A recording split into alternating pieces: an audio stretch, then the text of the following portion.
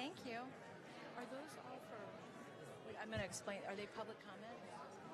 Are they public comments, right? Yeah, we're not doing, yeah, I'll have to explain how.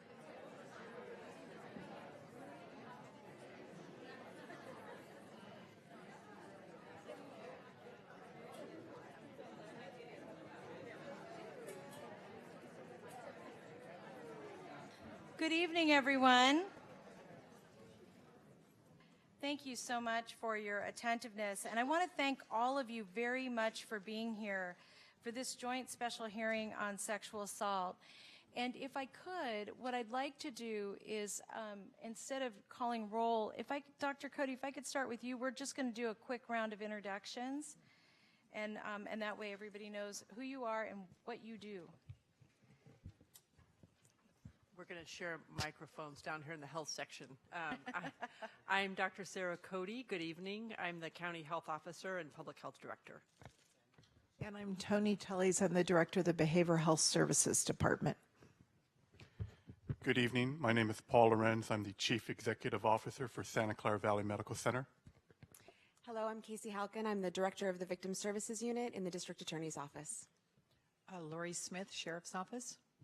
Jeff Rosen, District Attorney. Jeff Smith, County Executive. Dave Cortese, County Supervisor. Cindy Chavez, County Supervisor. Raul Perales, Chair of the City's Public Safety, Finance, and Strategic Support Committee. I know. Hi, Sergio Jimenez, Councilmember, City of San Jose, District 2. Vice Mayor Chappie Jones, City of San Jose. Sylvia Arenas, Council Member, District 8.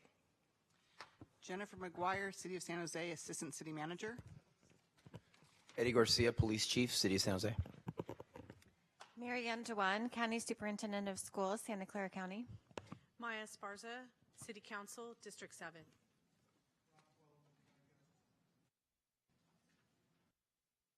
Rob, is your mic not working?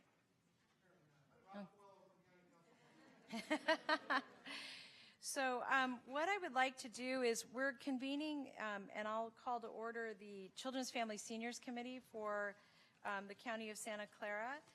And I want to, and I know you want to call to order real quick, and then we'll And we're sharing a mic down here too. So. And so I'd like to call to order the city's Public Safety, Finance, and Strategic Support Committee. And we have a majority of both committees present. And so what I wanted to do is I'm just going to take a minute to talk a little bit about how we got here and a little bit about the process tonight. And the way how we got here is that 2 years ago, Supervisor Cortese and I hosted a meeting through the Children's Seniors Families Committee. I always mess the name up. Our committee. To talk about the implications then of a new presidential administration potentially on the funding for issues relative to women. And out of that hearing came a number of bodies of work. And one of the bodies of work that came out of that was a significant investment from the county to fight domestic violence. The more we learned about the opportunities for investment, the more we recognized that there were opportunities to continue to support women, and especially in areas like fighting sexual assault, and really looking at how the county could do a better job of working with all of our partners, which is why we have this partnership here with the City of San Jose. The other issue was that two members of the San Jose City Council, Vice Mayor Magdalena Carrasco and Council Member Sylvia Arenas, asked if it was possible for us to look at how we could work more deeply together. And out of that, in collaboration with a number of the nonprofits and all of the agencies up here, we have this agenda together for all of us to really dive into this area of work. So I wanted to just have a special thank you to Chair Perales for your support and interest in this, and also Sylvia, if you could also share with Magdalena. I know she's out sick, and I know she feels terribly about it, but she's not with us this evening. And so, to that end, let me just talk about what's going to happen. And this is a little non-traditional for those of you who normally, what's that? Oh. it's a little out of the ordinary for the way we handle meetings, but we're doing this for a very particular reason. So if you look at the agenda, we have 3 panels that are going to have panelists come forward, and we're going to be really disciplined about the time. And almost everybody's getting not more than 3 minutes, no matter how important their work is, and that'll give us an opportunity during the discussion to dive back into it. But the reason we're doing that is we wanted to make sure we could get as much information out to all of us, then hear from the public, and then hear from all of us. So unless we have a question that's clarifying in nature, we're not going to take comments or conversations. So the way the agenda will work is you'll see item 1 is the call to order, and item 2 is the special hearing on sexual assault. And we're going to go through all of those panels, which is all of 2. Then we're going to go, as part of that panel, we'll go to item 3. I'm sorry, as part of that panel, we're going to have a discussion about what we learned. I'm sorry, God, Cindy. The panelists are going to speak, then you, who are here, are going to speak, and then up here are going to speak. And I'd like to keep it in that order because I think it's just the most respectful way for us to proceed. Then we will have a public comment for items that are not on the agenda. It'll be the last thing that we do. This is really an attempt to be respectful to those, because I know we have a number of people in this audience who've been victims of sexual assault and domestic violence, and we want to create an opportunity for you to weigh in as quickly as possible with your thoughts on these issues. So I apologize. I know it's a little confusing, and for those of you who come here often, that will be even more confusing. But is that okay as a way to proceed? And are you all good with holding your questions? And I do want to just acknowledge that Councilmember Deb Davis has just joined us. Thank you for being here. And also, I think we have Assemblymember Campos here as well. Oh, great. Thank you for joining us. I know Nora's done some incredible bills at a state level to address this issue, so thank you for joining us. All right. So if we can, what I'd like to do then is move on to item 2. And each of the panelists, I'm going to have the following come forward, and they're going to, as part of addressing us, they're going to just introduce themselves. So panel 2A, and this is the discussion relating to recommendations regarding the county's multidisciplinary sexual assault response team and services provided to survivors. So if that panel could come forward. And I'm going to ask all the other panels to notice how this panel works, because we just gather you all up.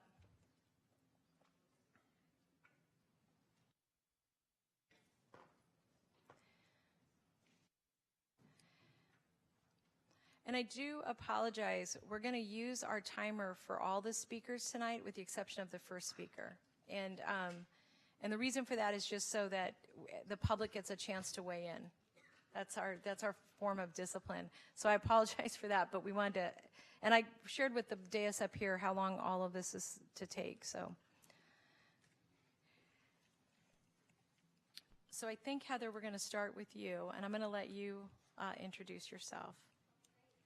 And we're going to make sure that mic is on for you.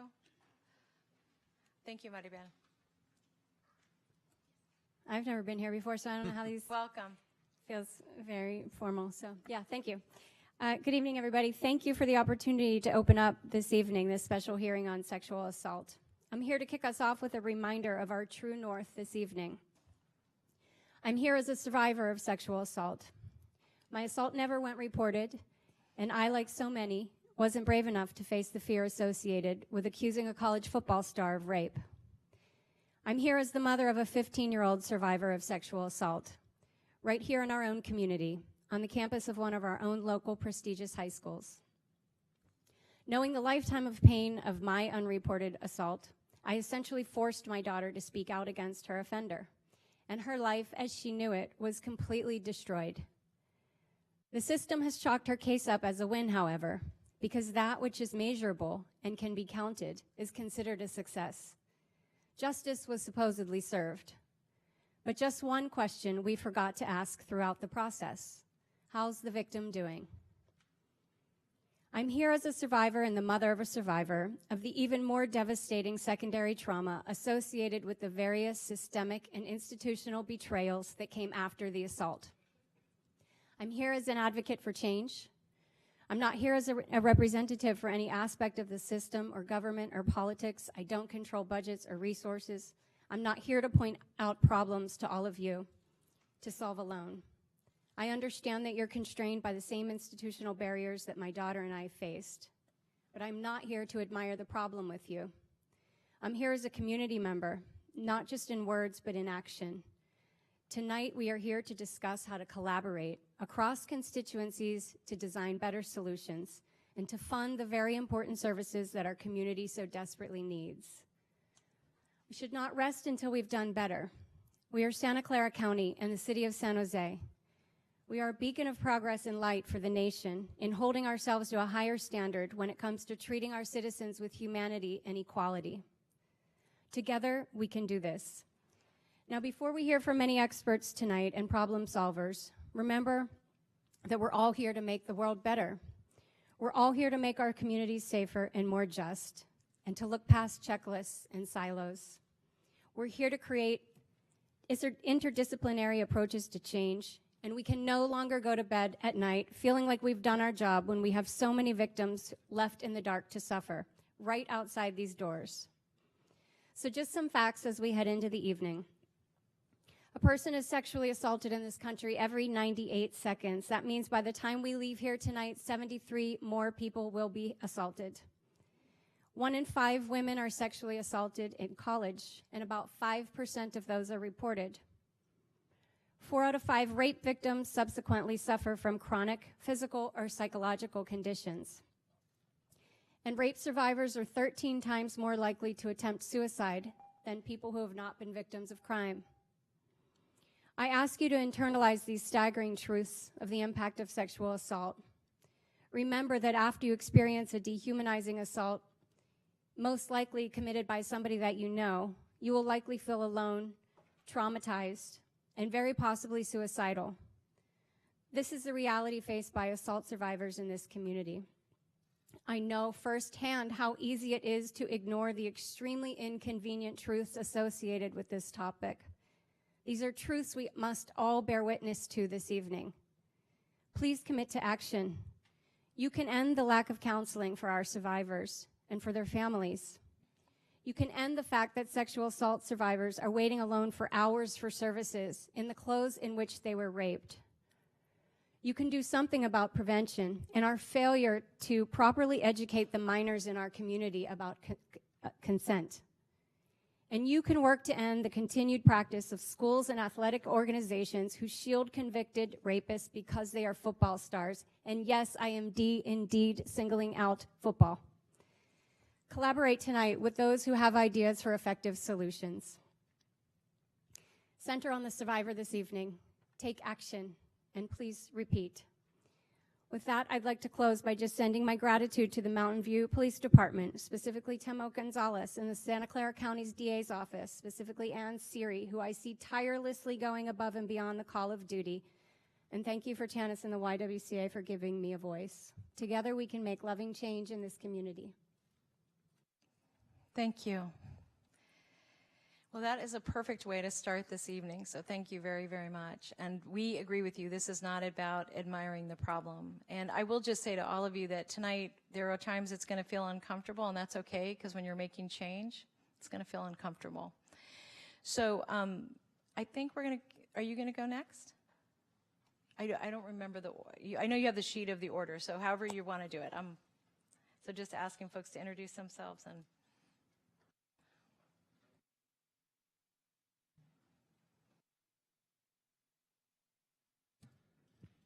How about now? Perfect.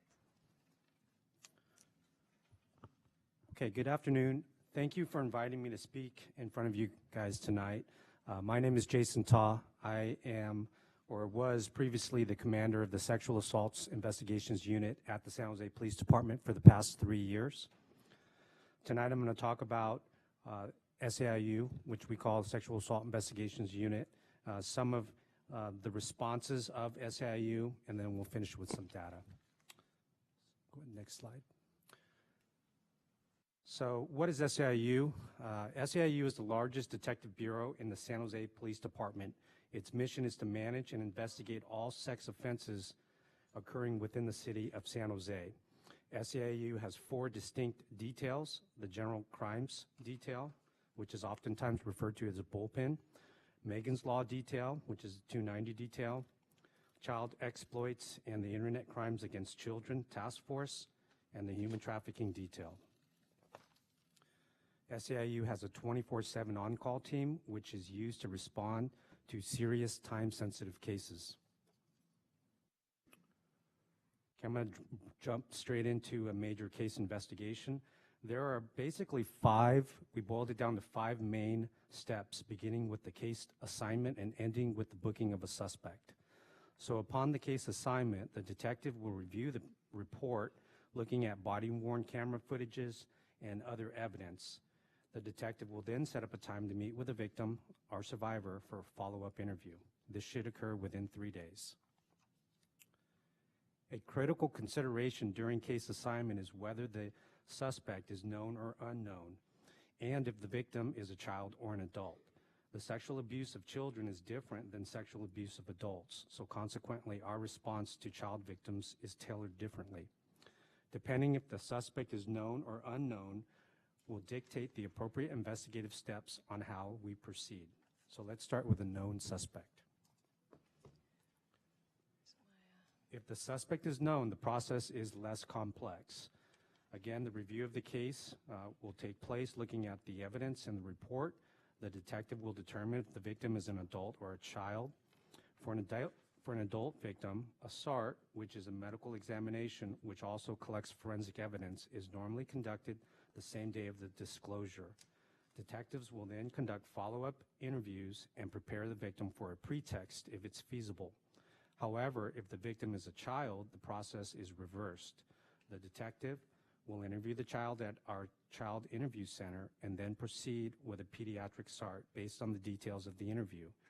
The pediatric SART nurse is advised about the acts that may have occurred so that they know what evidence to look for. So in the case of an unknown suspect, you can see the process is much more complex.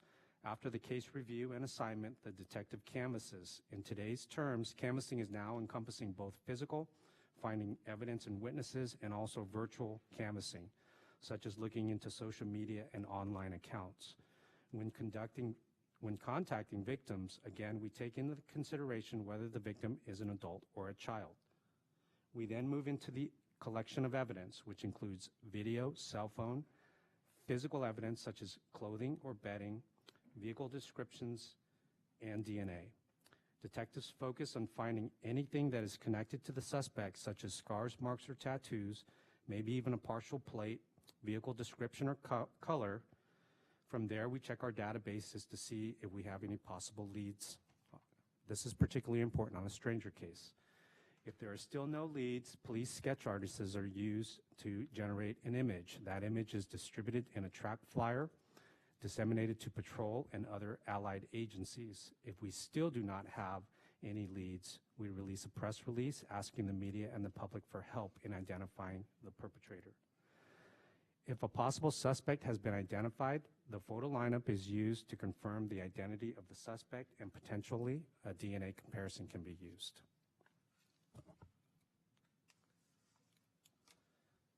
Once the investigation is complete, detectives complete their reports and they file the case with the DA's office. And we request a complaint or a warrant. Once we get the warrant, we make the arrest, interrogate the suspect with the hopes of getting admissions, confessions, or apologies, and then we book the suspect.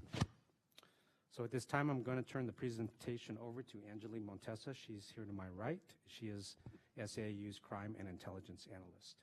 And as you do that, I just want to say to all of the speakers, we didn't turn this on, but we are going to start doing this. And really, we're not doing it to be rude. It's like everybody knew they only had a fraction of time, but really so we can hear from so many more people. So please, welcome. Good evening. Thank you for having me. Moving on to trauma-informed approach, during investigations, SJPD has adopted a trauma-informed approach, and this approach is responsive to the impact of trauma, emphasizing physical, psychological, and the emotional safety for both the responders and the victims.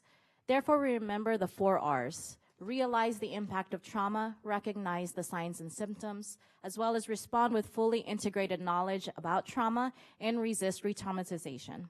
This is achieved through the MDI process, also known as the multidisciplinary interview, which is a collaborative effort between DA's office, law enforcement, victim advocates, and for children, DFCS, that comes out and does a safety plan for the victim. Again, we need to differentiate between the victims, adult victims and child victims. For child victims, remembering an experience does not ensure that a child will be able to describe it for others. Therefore, SJPD focuses on the ability to elicit information and the child's willingness and ability to express it, rather than their ability to remember it. This is achieved through training in the child forensic interview technique, or CFIT for short. This is a non-leading and non-suggestive way of interviewing children that is developmentally sensitive. SJPD is trained to follow the Thomas Lyon 10-step investigative interview process. Moving on to data and trends. The following will be a breakdown of the overall data from 2014 to 2018 for victims and suspects. This is an overall count of the number of juvenile victims, suspects, and adult victims only. Gender that was labeled unknown or left blank in the data were removed from the overall count, but encompassed only 1.7% of the count. Most suspects, as you can see, are adult males, and most victims were female juveniles. This depicts the count of juvenile victims broken down by age of 0 to 17 years old. Notice 16-year-olds had the highest rate of victimization with 707, and followed by 15-year-olds with 633. For adults, age was broken up into 3 categories. Young adults aged 18 to 35, middle-aged adults 36 to 55, and older adults 56 and up. Adult victimization occurred most amongst young adults aged 18 to 35. So focusing on the young adult category, further broken down by age, most were victimized at 18 and 21 years old. The following will be a breakdown of the overall data from 2014 to 2018 for incidents. The incidents have been broken down into 3 categories: rape, child molestation, and sex, which encompasses everything that does not fall under rape and/or child molestation. In total, there were 8,795 unique incidents. This depicts the total number of incidents categorized as a rape from 2014 to 2018, along with a forecast predicting increase into 2019. The total number of rape incidents was 1,715. This depicts total number of incidents for child molestation from 2014 to 2018, along with a forecast predicting steady increase into 2019. The total number of child molestation incidents were 3,514. This is the overall trend of general sex incidents with an increased linear forecast into 2019. The total was 4,280, and general sex incidents covered everything from sexual battery to obscene matter, as well as indecent exposure and lewd and lascivious acts. The following is analysis of the victim-offender relationships for 2015 to 2017. And I'm going to only. ask this to be your last slide. Sure. Thank you. In general, rape victims are more likely to know their offenders. Among all reported rape victims, 74% were victimized by parties known to them, 37% of whom were friends and/or acquaintances, and only 15% were victimized by strangers, while for 11% of victims, the relationship was unknown at the time of reporting. Thank you. Thank you very much. That was amazing data. Thank you.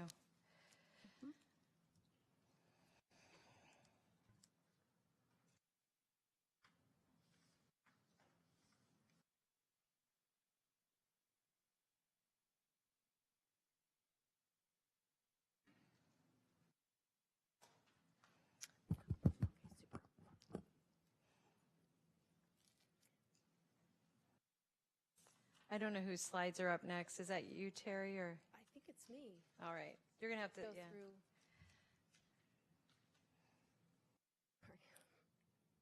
Nope. Kim Walker. All right, Kim. Hi, my name is Kim Walker, and I'm the program coordinator for the Adult Adolescent Sexual Assault Forensic Exam Team in Santa Clara County.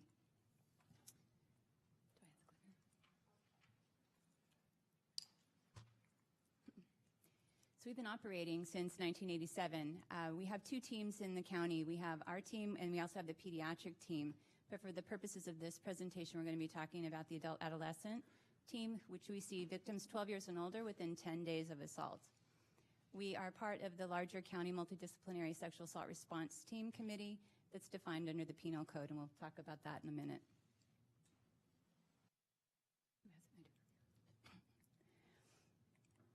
So we are made up of qualified healthcare professionals.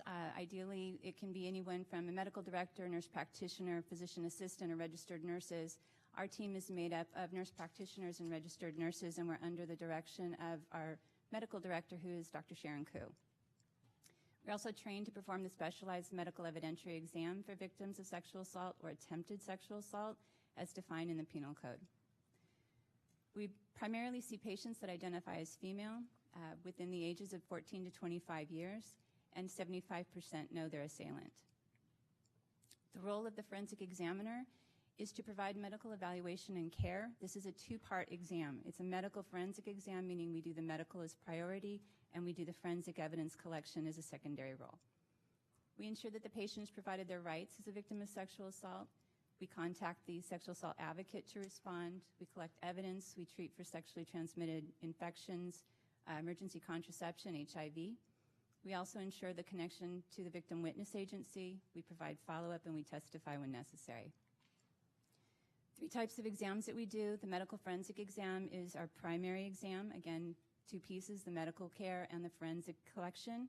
The medical exam only is where the patient comes in and does not want any evidence collected but wants to know that they're okay. We do provide that service as well. And then also the non-investigative exam, what we call the non-investigative report, NIR. It's defined under the Violence Against Women Act.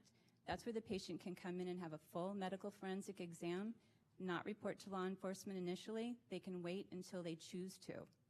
But it preserves the evidence so that when they do choose to come back 2 months or 2 years later, they have that evidence preserved, and it's more trauma-informed, it's more patient-centered, and it's on their timeline. We, in doing the medical forensic exam, we do the lab work, we provide the forensic history taking, we do a physical exam, collect photographs, evidence collection, including clothing, swabs, and trace evidence.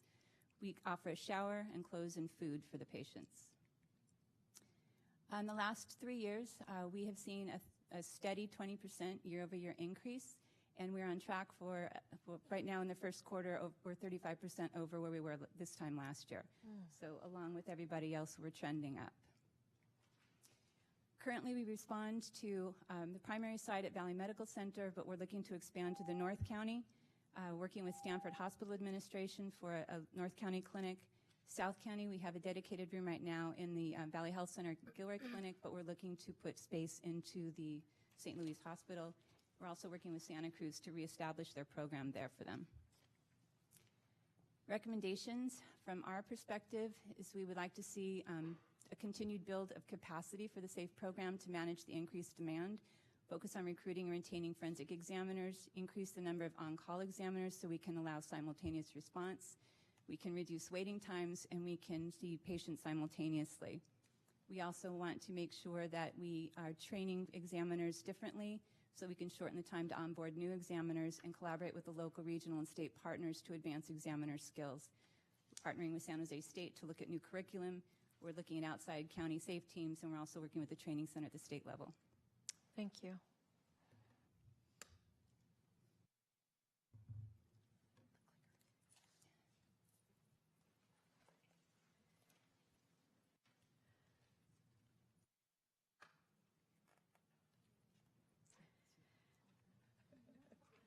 I think it's you, Lynn.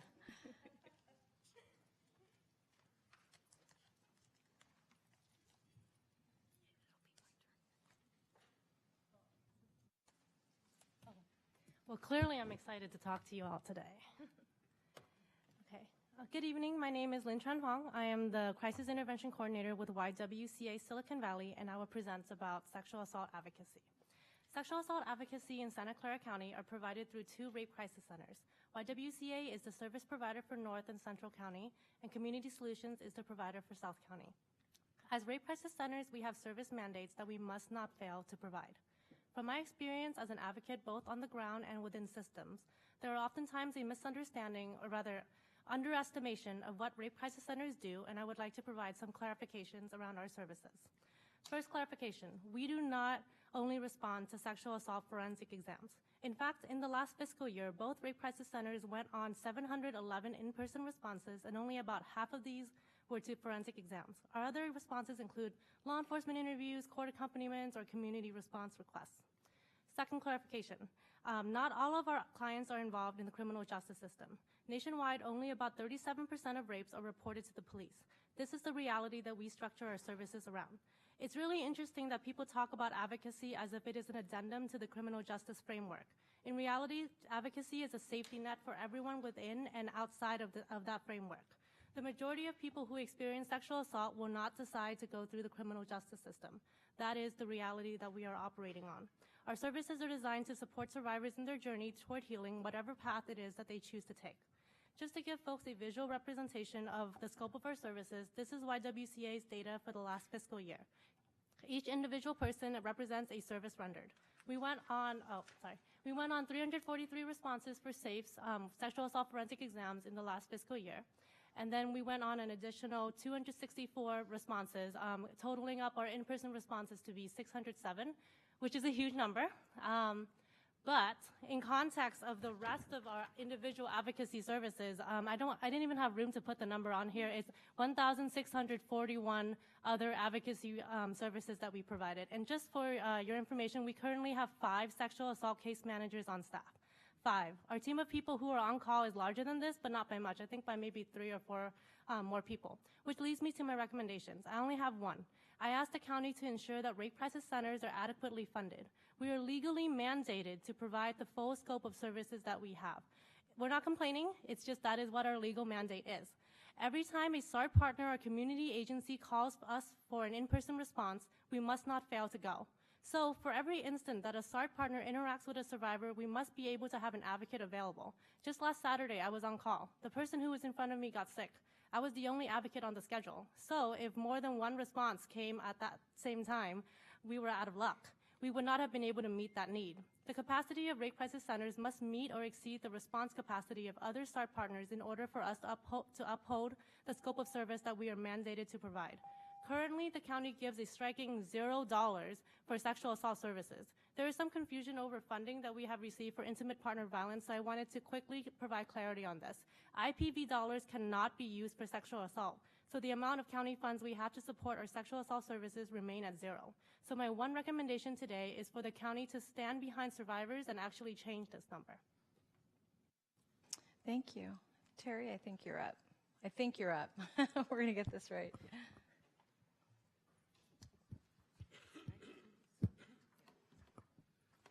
Fantastic. Finally, my turn.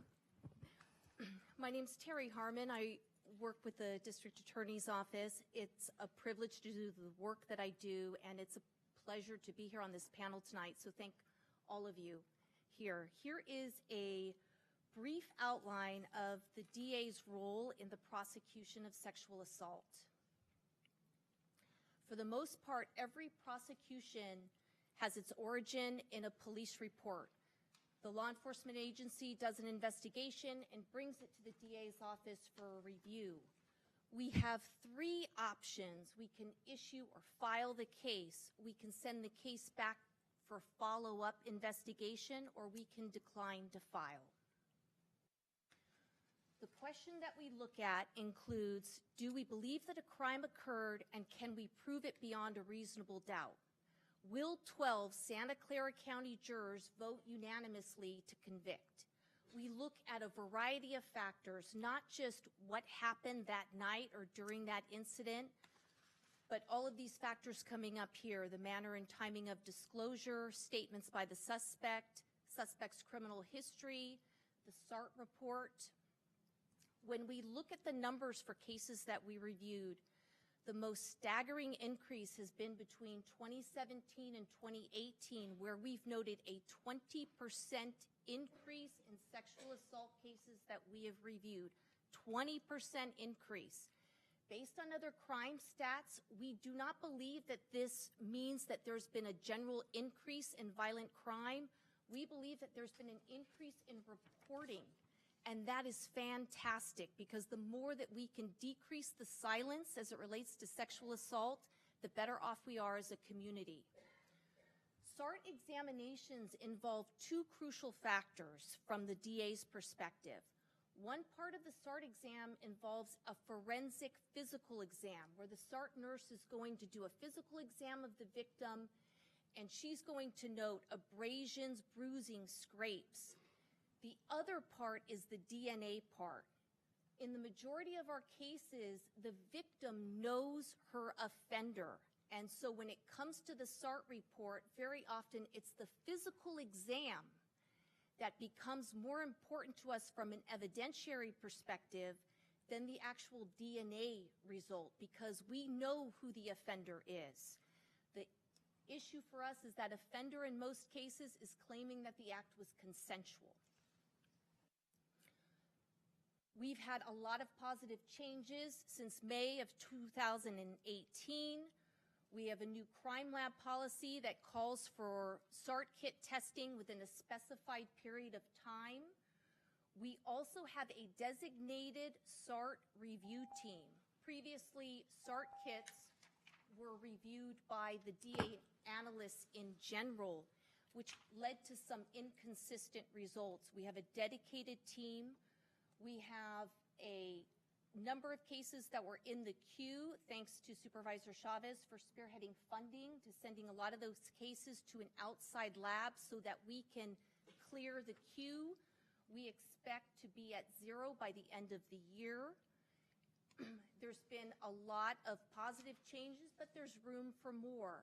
For recommendations, we would love to see our sexual assault victims only have to go to one location after an assault. They can have their SART exam there, they can talk to victim services, they can have an advocate there, they can have their police interview there, one friendly location for them. We live in Silicon Valley. We want a sexual assault survivor app that they can have on their phone, that they can look at. What's the status of my case? What's my next court date? Do I have to be there? Has my SART kit been tested?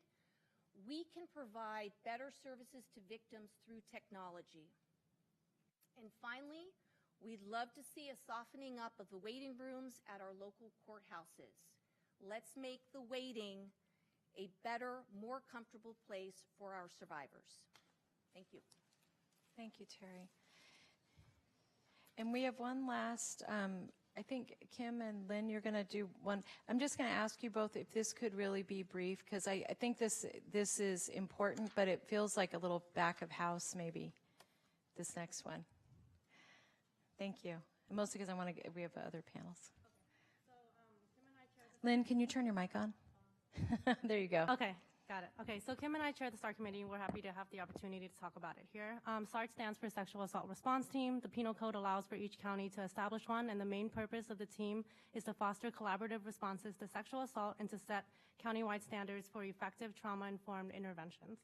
So some background on our SART committee. Prior to our convening, the county had no sexual assault protocol, no convening of partners.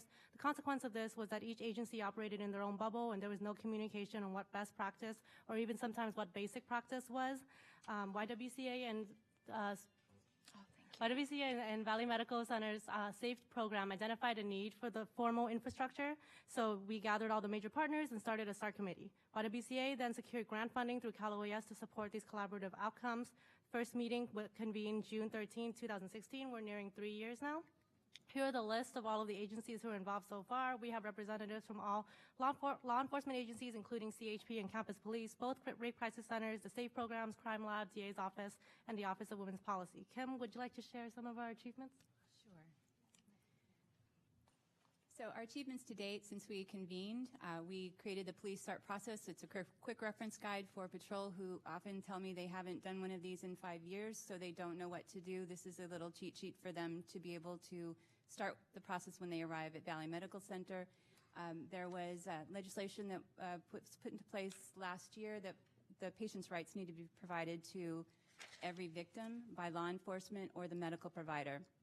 We created a uniform card for that. The last thing we've done is we've created the Santa Clara Sexual Assault Protocol, the first one that we've had in this county. It is draft ready to be signed. There's, I think, 2 more people that need to sign off on it. But what we want to do with this is outline how each partner agency is going to respond to sexual assault in the county. This will serve as an MOU, basically, amongst all the partner responding agencies. Also serves as an informational guide. We just finished the Train the Trainer event so that everybody can go back and train their agencies, and we're, again, in the process of acquiring signatures. There will be an update to the protocol annually. We want to continue to identify partners who weren't at the table this first round. Like emergency medical services, I think, is one of our biggest next round people that we're going to seek. We want to review the trends in the data, and we want to report to the Board of Supervisors on those trends and data. Excellent. Thank you. Let's give a thank you to this panel. Give them a round of applause.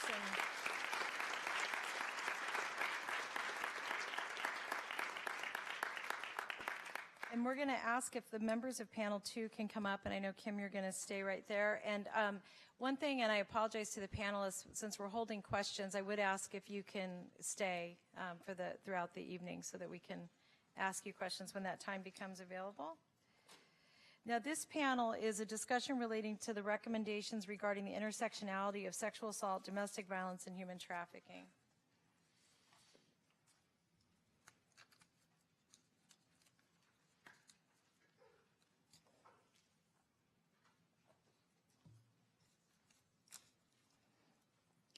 And Kim, I think we're starting with, Kim, are we starting with you?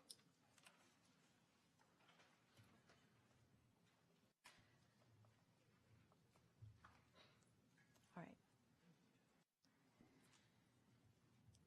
So, still Kim Walker with the Adult Adolescent Safe Program. Just a couple things I want to talk to you about intimate partner violence. By definition, it's physical, sexual violence, stalking, psychological aggression by a current or former intimate partner. Victims may suffer one experience of violence or endure violence that lasts for years. Intimate partner violence affects, according to the CDC, it affects 1 in 4 women and 1 in 9 men. But if you look at the rest of the literature out there, really the number is closer to 1 in 7 men. It also affects 1 in 10 high school students. This is important. In Santa Clara County, we looked at intimate partner violence cases involving minors that have been filed in juvenile court.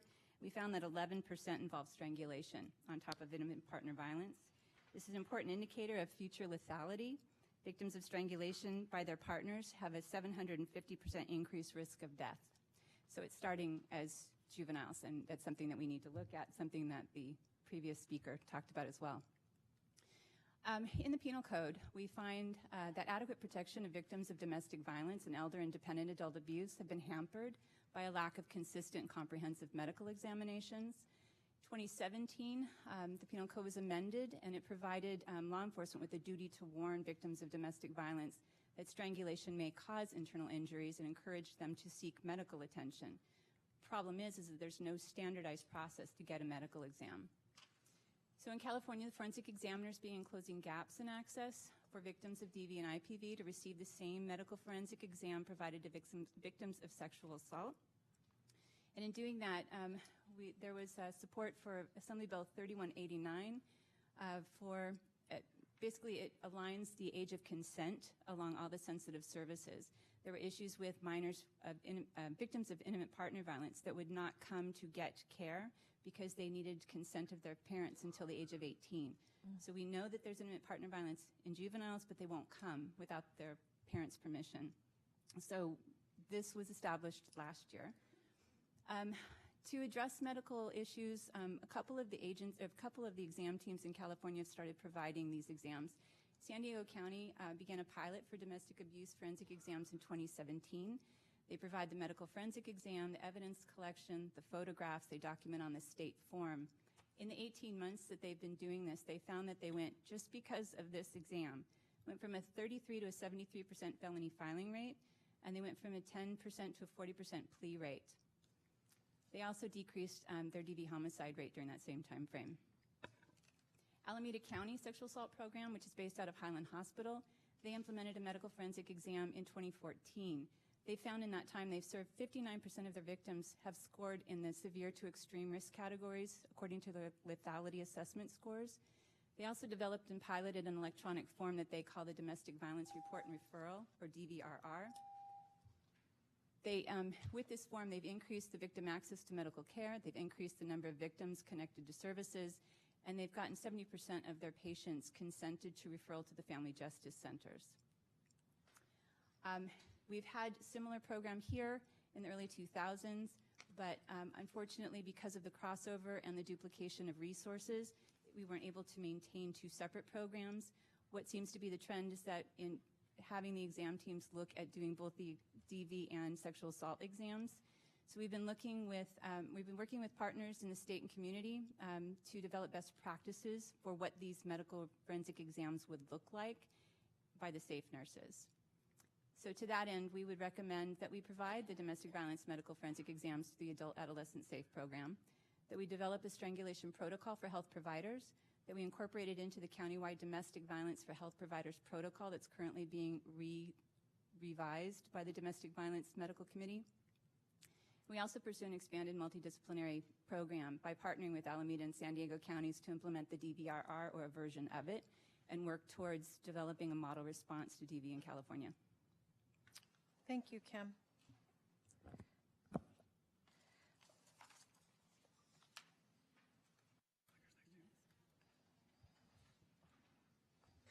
Hi, this is James Gibbon Shapiro. I'm an assistant district attorney, and I supervise our victim services unit and also our family violence team.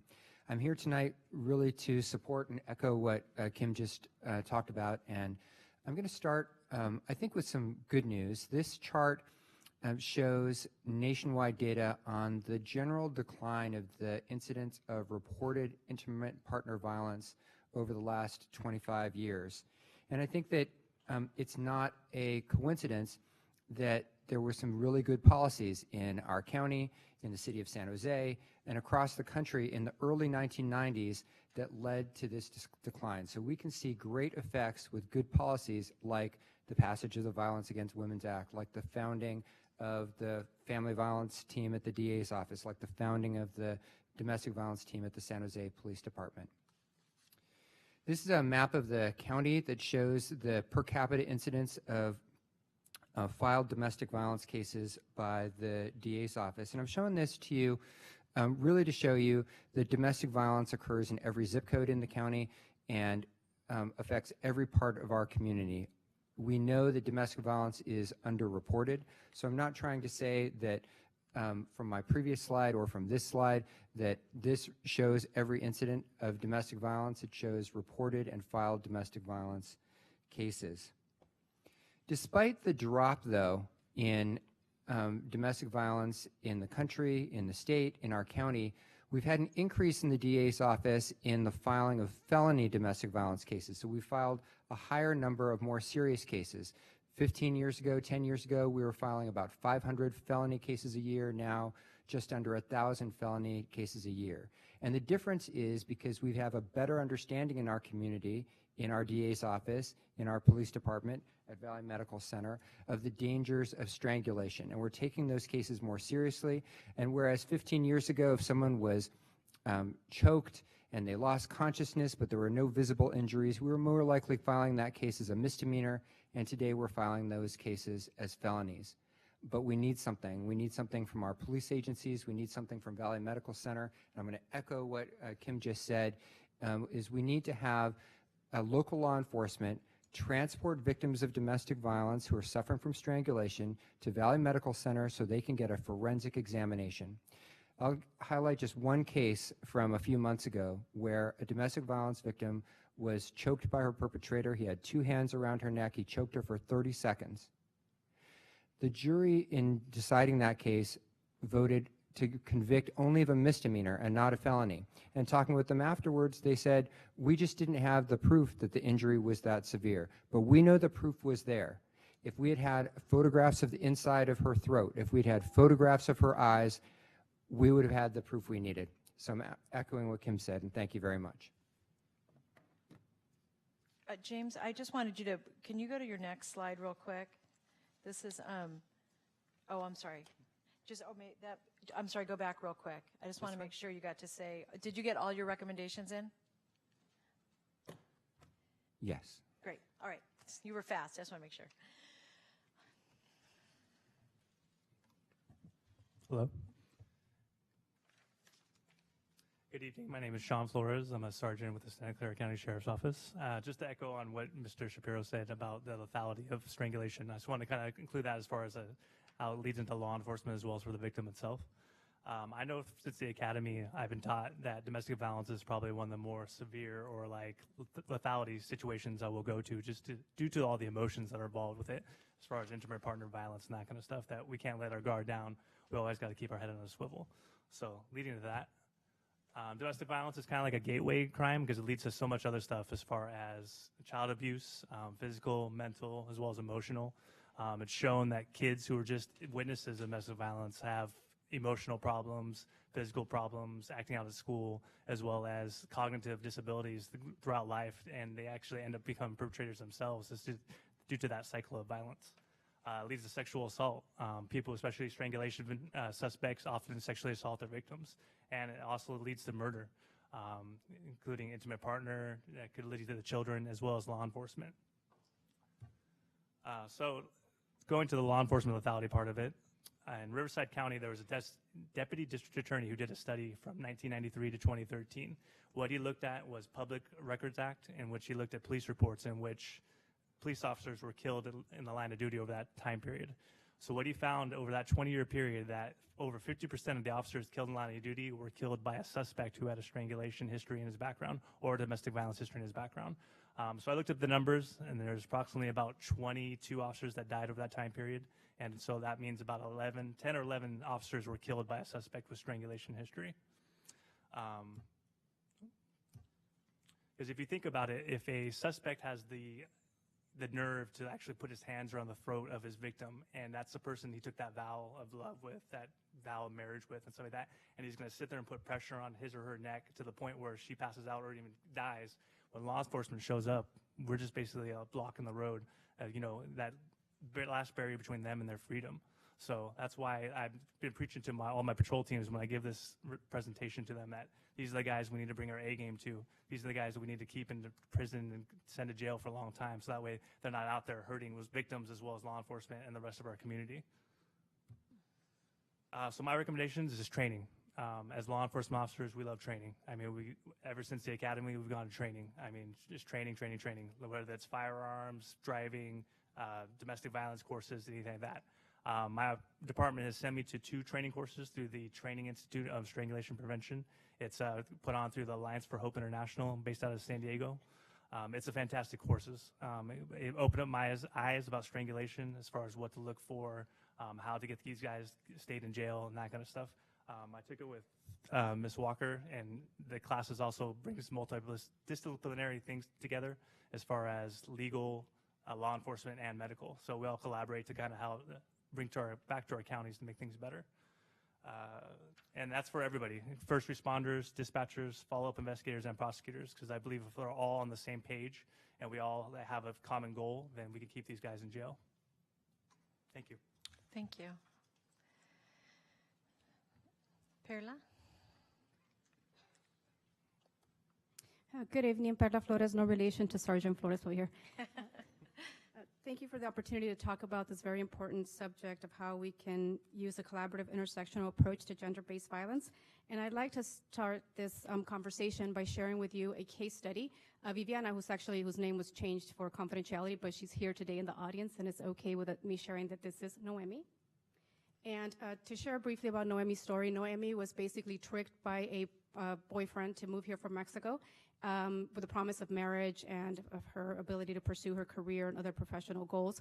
And once she got here, he began being very physically abusive, beating her, and then also sexually abusive, and also forcing her to work in his janitorial business for no pay. And for us, this really brings up the important issue, because if we think about Noemi's story, there's potential domestic violence, sexual assault, and human trafficking that are co-occurring. So there's very important issues to screen for all intersections of gender-based violence. I listed some of the issues here, but primarily to ensure that we're connecting survivors to all the different protection services and legal remedies that they might be entitled to. And in a couple of years ago, the South Bay Coalition to End Human Trafficking Victim Services Committee developed an intersection screening tool that looks for potential co-occurrences of intimate partner violence, sexual assault, labor trafficking, and sex trafficking. And we've launched that tool through a training, and I collected some data of 97 surveys that were completed by Community Solutions staff, and that is included in a report that hopefully you received in your packets. This is just an overview of the different topic areas, but I really do want to spend some time focusing on some of the data from that report. And what we found when we asked the 97 individuals, or the individuals rather, that came in looking for domestic violence services, the types of abuse that they suffered at the hands of their partners, almost 40% said that they'd been sexually assaulted by their current or former intimate partner. And for us, that brings up a really important issue of ensuring, again, that that individual is receiving support for the intimate partner abuse, but also that nuanced support around sexual assault. We also found that administering the tool amongst our clients resulted in 27% of the individuals, or 27% additional internal referrals. So there was 12 individuals that came in for services other than domestic violence that were screened as potential domestic violence survivors and referred to an advocate, 9% sexual assault, and then 5% human trafficking. We're doing additional work training the continuum of care providers. We've actually developed a condensed 5-question survey so that continuum of care housing providers can screen individuals and connect them to supportive services. So I just want to focus on, for lack of time, in terms of the challenges and recommendations. Challenge right now is the lack of comprehensive and coordinated screening and support for intimate partner violence, sexual assault, and human trafficking survivors. So we'd like to see that there's consistent screening and triaging for those 3 different issues amongst the service providers, both confidential and non-confidential, and then also providing more flexible funding options so that we don't have to figure out what's the primary reason that somebody comes in for services and focus on that area, but support survivors in a way that's comprehensive and trauma-informed. Thank you. Thank you. Let's give a round of applause for this panel. Thank you very much. And I'm going to ask for the panel, our last panel, and this is a discussion relating to recommendations regarding sexual assault prevention and joint efforts by the county and the city of San Jose to increase awareness and support. And I do just want to say how much I appreciate people doing their best to stay within time. I know we asked you to take really big subjects and make them not so big. The other thing I'll do is after this panel, we'll go to public comment. And so if there are any of you who would like to speak, if you could get your cards in now would be helpful so I can let my colleagues know how many speakers are going to be presenting. Bless you. And then we are able to talk about, then we'll go to the committee and talk about next steps. So Eric, are you starting us off? Good evening, esteemed panel and audience members. My name is Eric Elliott, and I'm the Sexual Assault and Prevention Program Manager at Community Solutions. And I'll be starting off the panel talking and looking at prevention. So first, I wanted to talk a little bit about ending sexual violence. And one of those big components is holding those that harm accountable in some way. And in the United States, only 46% of sexual assaults are reported to law enforcement. And we need to understand what are some of the barriers that keep our members of our community from reporting. Some of these just include distrust, disconnect in the criminal justice system. So a lot of times people may have internalized blame themselves in some way for the sexual assault that occurred. Or sometimes there's a tolerance of sexual violence. It's just to be expected. You have to deal with it, in addition to other pieces. Next, I want us to really look at a major issue when we talk about sexual assault, a major challenge in our society, is that we teach this idea that don't get raped, not don't rape, right? If I was to ask the men in this audience, what do you do to stay safe every day? Most men ponder that and be like, oh, I just wake up and go outside, you know? They don't think about it. If I was to ask the females or non-conforming or gender fluid clients in this audience what they do, most folks will say, you know what? I have to carry pepper spray. I don't go out at night. I walk in groups. I don't take drinks. And there's a long list of things because we consistently hear this message of, as a female, it's our responsibility to take care of ourselves and not to let this happen. So when something does happen, all the things, the first messages that come back to us is all the things that we did wrong, right? So we need to change that as a society. The other thing is the CDC has some risk factors that are, and really start looking at. It's not stopping or ending sexual assault from happening to people. It's stopping those from perpetrating sexual assault, stopping people from choosing to harm. And so these are some of the different risk factors that lead to sexual violence perpetration.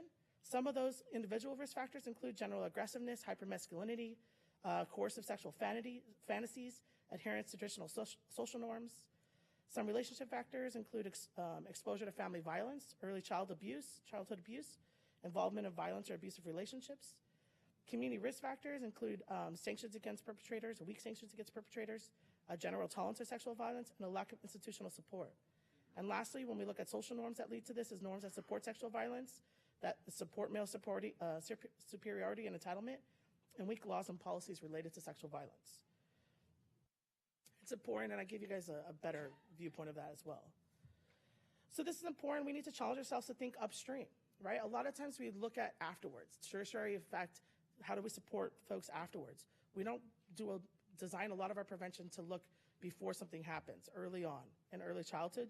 So really think of strategies to change social norms, larger kind of concepts, changing organizational practices, challenge traditional gender roles, and encouraging healthy relationships. Dang, already went up. A lot more. So can you go to your recommendations, or did you finish? Oh, can you go to this page? Your recommendations, or are you, or Yeah, someone so else some of the doing that? recommendations is just really looking at stopping perpetration and investing in primary prevention strategies. So some of those could be looking at youth sports teams, coaching men into boys or boys into men, athletes for leaders, using a healthy violence curriculum that addresses not only intimate partner abuse, but sexual assault, bias, gender, bullying, and other things, because there's a lot of crossover between the risk factors. Using environmental interventions, developing leadership teams, and developing coalitions and stakeholders from larger communities. And you're thinking outside and forward-thinking countywide policies, funding primary prevention, trainings on sexual assault, stalking, sexual harassment to all county employees and contractors. Trainings are on bias and oppressions and power to hinder bias, to hinder people from coming forward, and promoting social norms that protect against violence. Thank you very much. Thank you.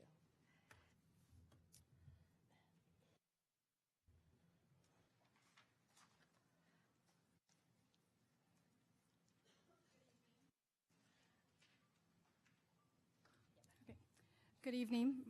On behalf of the YWCA Silicon Valley, thank you for this opportunity to participate. My name is Naomi Nakano Matsumoto, and I'm the Senior Director of Social Justice there. I'm proud to be part of the YWCA team that is providing trauma-informed services to those who are harmed by sexual violence, as well as working on being part of the prevention solution. As good as our services are, we prefer to not have a need for our services. We know that in order to put an end to sexual assault and violence, the YWCA has to work to provide education and awareness to our youth.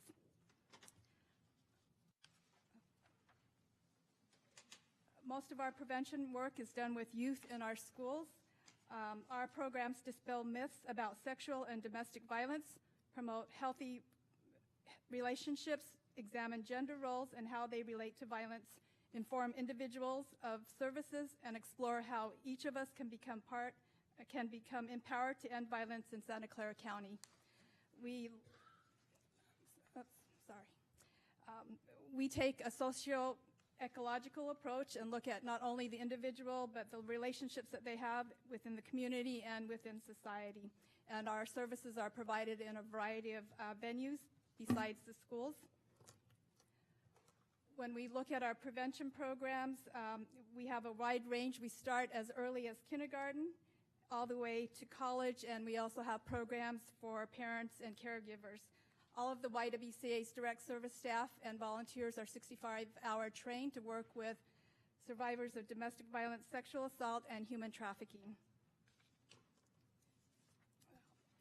This is a quick map of the schools and districts that we serve in Santa Clara County, and we have a wide range of them. We primarily serve San Jose up to the north of the county, as our partner agency, Community Solutions, serves the South County.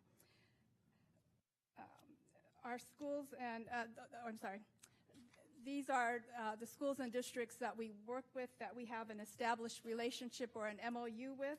This doesn't include all the schools that call us for one-time services or presentations, especially when incidents occur. When we look at our services having reached 2,000 young people in 2013, and in 2017, we've served over 8,000 youth here in the county. And we know that our numbers haven't been calculated yet for 2018, but we know that we've served more than the 8,000.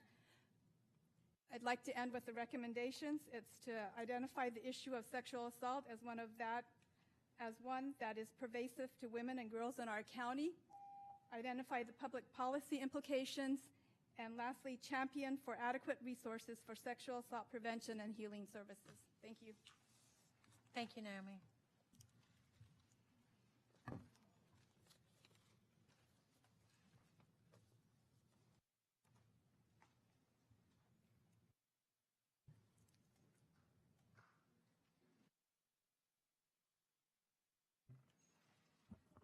Good evening. My name is Belinda Guthrie, and I'm the Title IX coordinator at Santa Clara University.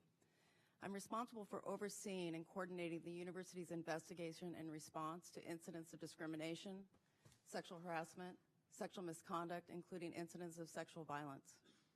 I also serve on the Association of Title IX Administrators, which is a professional organization that's dedicated to working with thousands of coordinators across the country who work at public and private schools and K through 12 school districts who are legally responsible under Title IX to assure non-discrimination on the basis of gender in school settings. This evening, I'm here to speak to the importance of a campus-coordinated response. And this coordination involves a campus community-coordinated response.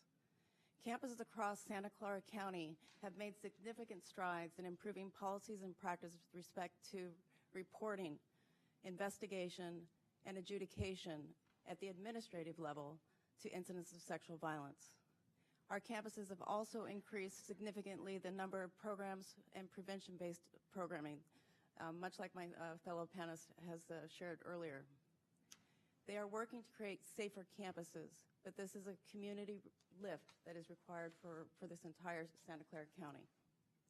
I've been doing this work for over 15 years, and there has been a shift away from, which has been historically a limited response and strictly a reactive response, to creating a more proactive approach to ending sexual violence.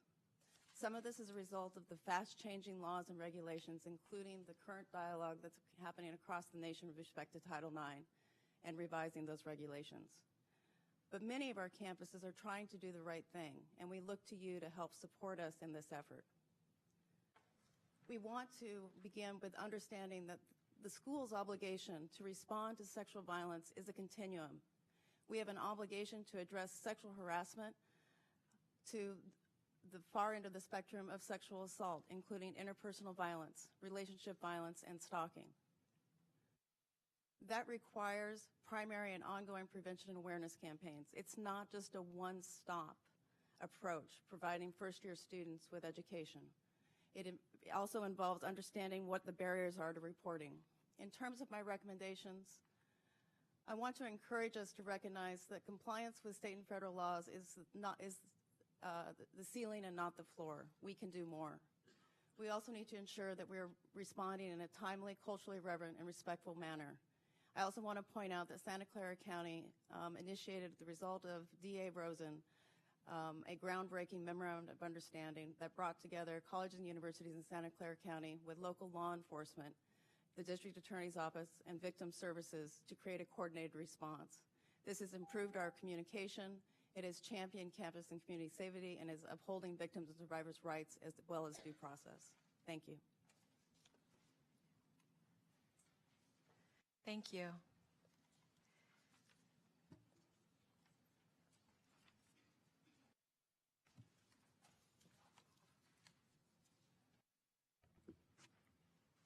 I speak on this topic as a gender anthropologist and volunteer at My3, a DV-based agency in San Jose. I approach this from the perspective of how knowledge shapes power and how we can develop the skills and the attitude to work with those who appear and might be different from us. All cultures contain a spectrum of contradictions. On one hand, there may be perceived acceptance of sexual violence. On the other, a long-standing tradition of resistance. Culture cannot and should not be used as an excuse for sexual violence. But that said, understanding what guides people's ideas of acceptable behavior, criminal behavior, what can and cannot be discussed in public spaces, be they support groups or police stations or courthouses, is critical and can make or break the system. Culture is not just about norms and values about a particular community. It is about how these norms and values are expressed. Women often do not hold the final say on their reproductive rights or questions of consent. Moreover, ideas of consent are deeply tied with duties and responsibilities, as we see quite often in the case of marital rape. It is hard then to understand and articulate sexual violence as such. Many languages do not even have a word for marital rape. Rape within marriage is seen as an impossibility. A few cases, Radhika, name changed, had to have her court date postponed 3 times because the interpreter was unavailable. Meena found herself in a bind when she had to convey her experience of marital violence in court through a male interpreter. Unable to speak, she emotionally imploded through and post that episode. Savita was sexually assaulted by her brother-in-law, who lived with them but could not divulge this to her husband since he himself was controlling and often violent. Lenny had been repeatedly told by her rapist that he would have her deported. As she walked into the courthouse on the day of her hearing, she saw a few ICE officials and fled. Survivors are unique individuals. Their responses to violence and intervention are shaped by their intersecting identities. Their traumas are culturally coded. Competency must be developed at both the individual and the institutional level. Continuous self-assessment, critical thinking, working with communities in their own comfort zones, such as grocery stores, ethnic print media, and community fairs, is critical. We can own our culture. Mindfulness and power sharing is the first step. Thank you. Thank you very much.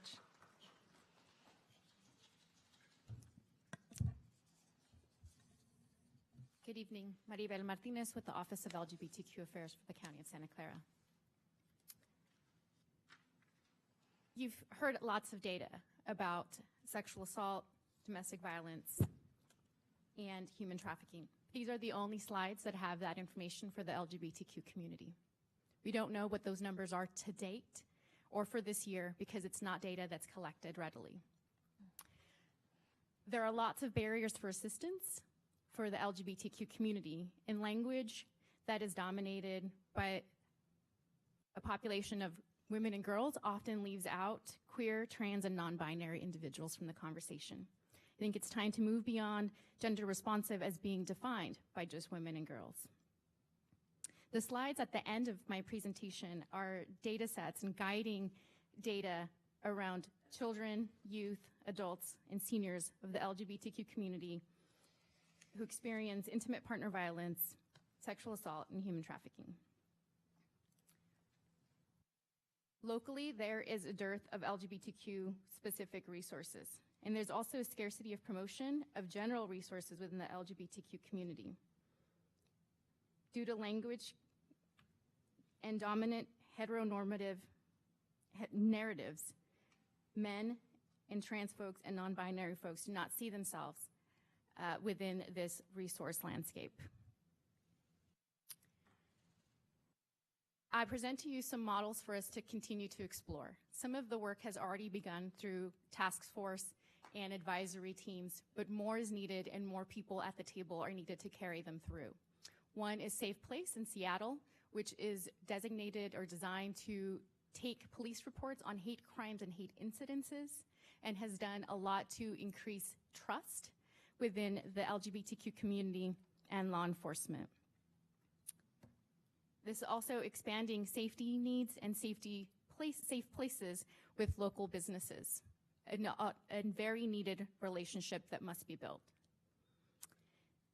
Then we have CUAV, which is in San Francisco, which is specifically designed to support LGBTQ survivors, not only in receiving services, but also in seeing themselves as change agents, being able to advocate for policy, and seeing their own personal empowerment as part of their healing process.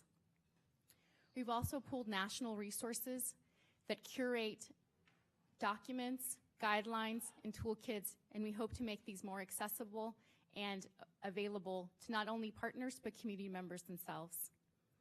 There's training that needs to be built in terms of capacity building and data collection, resources for youth in schools, and definitely the need to build strong relationships with school districts, faith communities, employers, and our own system.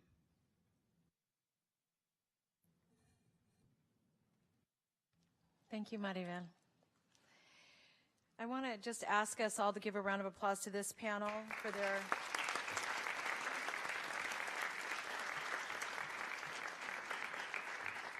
I also just wanted to say, as we transition to public comment, if for those of you who helped us get to where we are today, if I could just have you stand up for those of you who helped us put this program together. I know, Erica, you were one. You made me think of it. Other, Kim and others, just give them a round of applause for helping us think about this. They're all getting shy. What I'm going to do is I'm going to call speakers up in groups of 10, and if for those of you who are speaking, if folks from the panel get up to use the restroom, there's a speaker in back, so we never stop hearing you. So please don't worry about that. I'm going to ask you to come up to the mic, and I'll ask Maya to make sure the first person knows how to use this, because there's no mic. The mic is built into the podium, and so it looks confusing. But please come forward to the podium. I want to ask Barbara Wakefield, Catherine Campbell, Scott Largent, Jennifer Kelleher, Animok, and I apologize for any names I'm mispronouncing, Anna Tasha Birch, followed by Simone Chen. And you can come up in any order. Please just introduce yourself so I can make sure I I got you. And each speaker gets 2 minutes, and we're going to set that timer for you. And I'm going to ask folks to stay within that time, mostly just so I can be respectful and fair to everybody. Welcome. Resident of Santa Clara County. I grew up in Palo Alto, raised my kids in Sunnyvale, and I'm retired in Saratoga now. It's wonderful. I'm a 36-year HP retiree, but this, I won't call it the last act. Third act of my life is what I feel most honored for, being a volunteer on the board of directors, rape crisis counselor, and domestic violence counselor for first the Support Network for Battered Women and now the YWCA. So what I want you to do, I know it's small, but I want to introduce you to my daughter, Allie.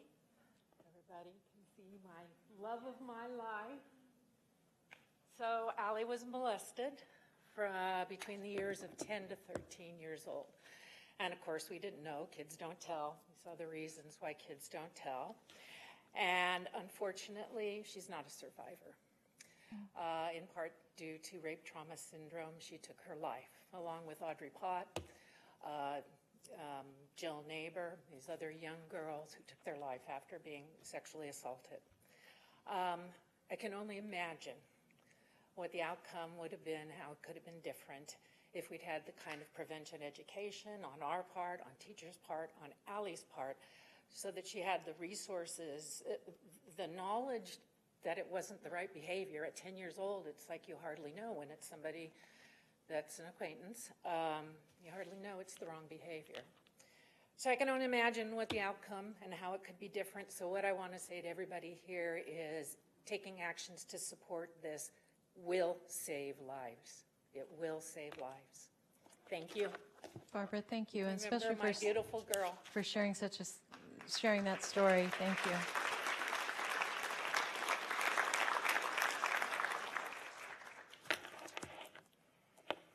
Hi, thank you for having us all here tonight. Catherine Campbell with California Protective Parents Association. I'm here to speak of those children. 58,000 children a year are taken away from a protective parent each year in the United States and forced to live with their abusive parent. That means 500,000 children a year right now are doing that. My children in this county had to do that. We can stop this. We need to recognize that abuse happens and a parent can. Home is the last place we'd like to think this happens, and it is the first place that needs to be safe. We have passed in the House of Representatives, House Conres 72, which requires child safety to be first. Similar, we have Peaky's resolution, which passed in the Assembly this past August, HR 113. We need children's safety to be a priority. We are recognizing that it happens in institutions. I thank everyone from the council who put on the conference. We were very good at looking at what abuse looks like, but we have to be self-reflective and what we're doing here, because we are allowing children to live with their sexual abusers. And these children are not faring well.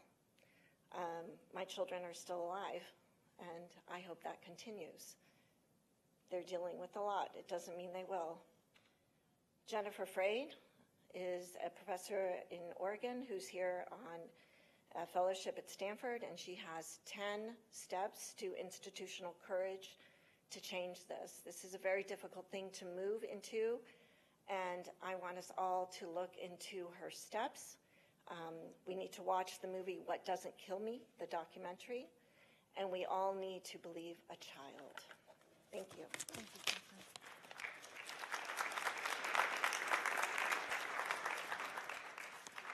Hello, I'm Jennifer Kelleher-Cloyd. I'm the Chief Program Officer at the Law Foundation of Silicon Valley. But tonight I'm actually here as the chair of the task force of the Santa Clara County Child Abuse Prevention Council's committee that is looking into sexual abuse in our county.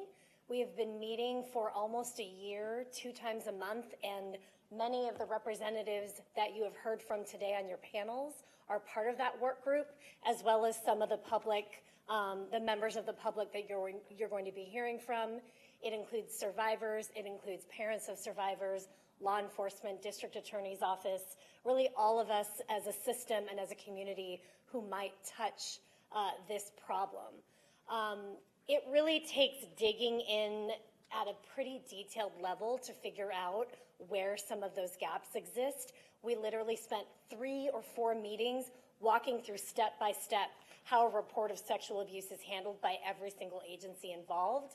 And only in doing that were we really able to uncover all of the serious gaps we have, because while each individual agency is following their protocol and doing the best they can, it often means there are significant gaps and kids fall through the cracks, whether it means getting from a report to an exam, getting from an exam to an interview. And so we have a lot of things we're happy to share with this group that we've discovered, and many recommendations that we think can help on the ground. We also looked at prevention, and the reality is we have some great efforts. They're not nearly enough. We're in a tiny fraction of the schools that we need to be in. And so we are, as the council, putting out an RFP for some additional funding for prevention efforts, but we need much more to really make a dent in all of our school districts with all of our young people and parents to make us as adults and systems ready to hear the things that our children or our adults or our young people have to tell us. Thanks. Thanks, Jennifer.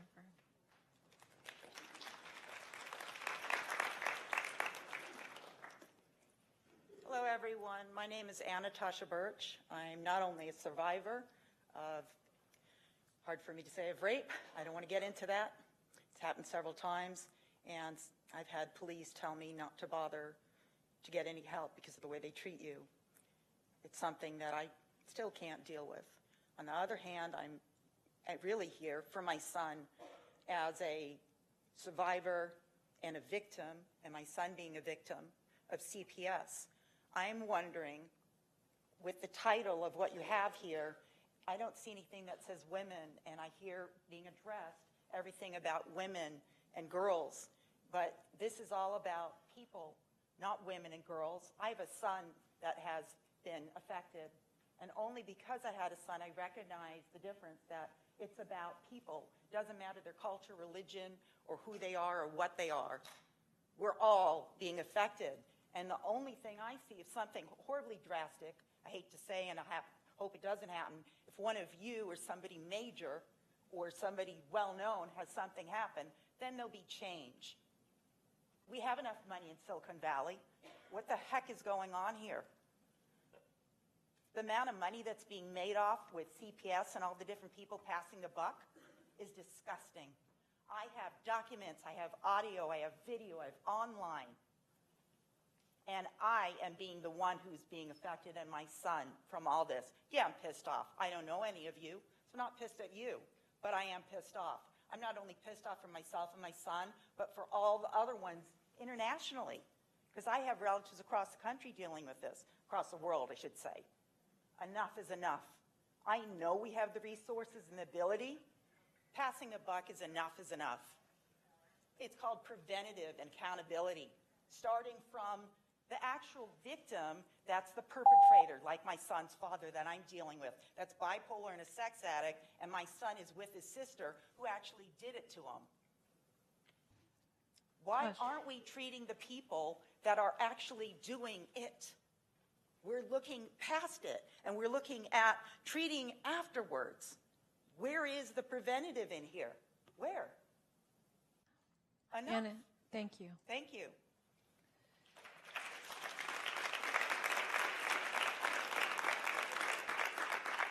Could you come to the podium, please? I'm sorry, the mic's in there. I didn't want to interrupt her. And I'm just gonna I'm gonna call the next batch of folks up. If you just will wait one moment. If Rick Beatty, Amanda Valenzuela, Marilyn Randolph, Sunny Ahmad, and a student at Mission. Welcome. Thank you to the County Supervisor, City of San Jose, law enforcement, community organization, and panelists for convening tonight's hearing. My name is Simone Chen. I'm a representative for Assemblymember Kansan Chu. I just wanted to inform everyone that the Assemblymember is carrying a bill this year, AB 800, Safe at Home Program. This bill allows persons in the Safe at Home program, survivors of domestic violence, sexual assault, and human trafficking, to seal the court petition filings to keep their addresses private on court documents that become public. This bill will allow survivors to keep their addresses private in order to prevent future contact with their abusers. If anyone would like more information about this bill or would like to propose a bill idea to address any of these issues mentioned today, please feel free to contact our office. Our number is 408-262-2501. Thank you.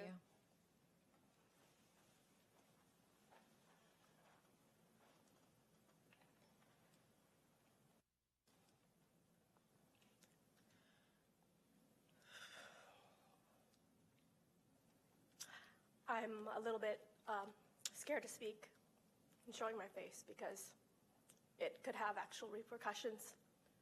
I'm a little bit fragmented and frazzled at the moment, and I hope that instead that means that each of you will take the time to maybe see me after and maybe have an appointment and meet with me. Because I'd like to ask if you know what it is like to have basic human care bastardized. If you understand what it is like to be tortured, traumatized, brainwashed, gaslit, raped, and then the people who are tasked with helping you ending up slamming the door on your face. Because you will be my 3.5 and 4.5-year-old family members. They will be sent to their mother in a couple of days, and she will never be caught. I'm so mad at law enforcement and CPS and the educational system and healthcare practitioners, but above all, I am mad at myself because we're all responsible. As my therapist says, you know, you have to worry about yourself first. If somebody gave a damn about these kids in the very beginning, you'd be able to see the transformation from that little tiny voice that's barely able to speak, saying that they've been touched and know things that they should never know, to saying, I'll call and my daddy will come and save me, right? To saying nothing, to accepting, to owning the trauma, to finally just being there and saying, this is just the way it is.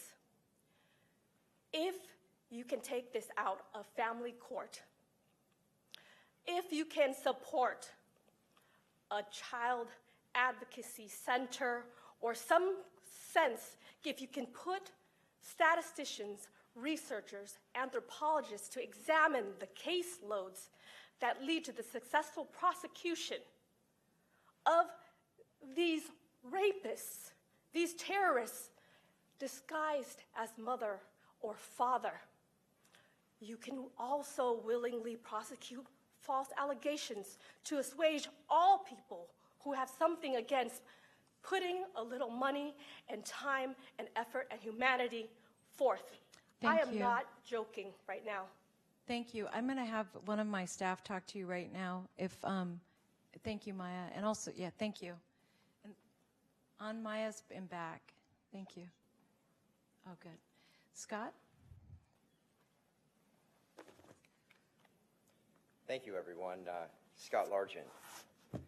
The domestic violence system in our county is just a big failure. I say it how I see it, and I consider this just a big dog and pony show here. Most of you don't show up to the committees with the county, same with the city, and your attendance is horrid. Members of the public can go online, you can look at the county, you can look at the attendance records. They're pathetic. Our Domestic Violence Council never makes quorum.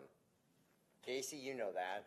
I started making videos about it. It just loops over like a broken record. We're not making quorum. We're not making quorum today. We're in study session, okay? We've got the money to make this work, and it's not, okay? Nobody shows up. I started going to the Domestic Violence Council because I am technically, I'm a domestic violence, I guess you call me an abuser, okay? These are civil and peaceful orders. I don't have criminal ones, but I am treated as if I'm a woman beater, okay? This stuff should have gone through criminal court and it would have been thrown out. But in family law, this is the stuff that's kept me away from my child. This is the stuff that has made my life a living hell.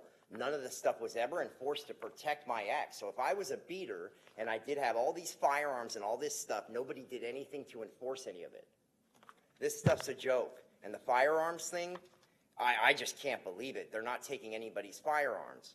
But they're also not running them through the criminal justice system right here. And I'll tell you something. Our victim services here is a joke. And I've got a gal out there in the hallway right now that's fed up of this crap. And she had to go to 4 other counties, Jeff Rosen, to try to serve her abuser. And when she spoke about that at these meetings, you did nothing, you did nothing. That woman's out in this hallway right now, and her abuser's still out on the loose. Do your job, Rosen. Go help that woman.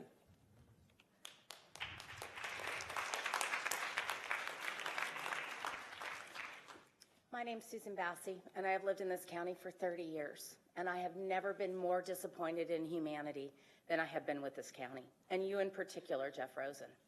When the county decided in its infinite wisdom to put victim services under the control and management of Jeff Rosen, it failed every victim of domestic violence, sexual assault, rape, and numerous crimes, even white-collar crimes.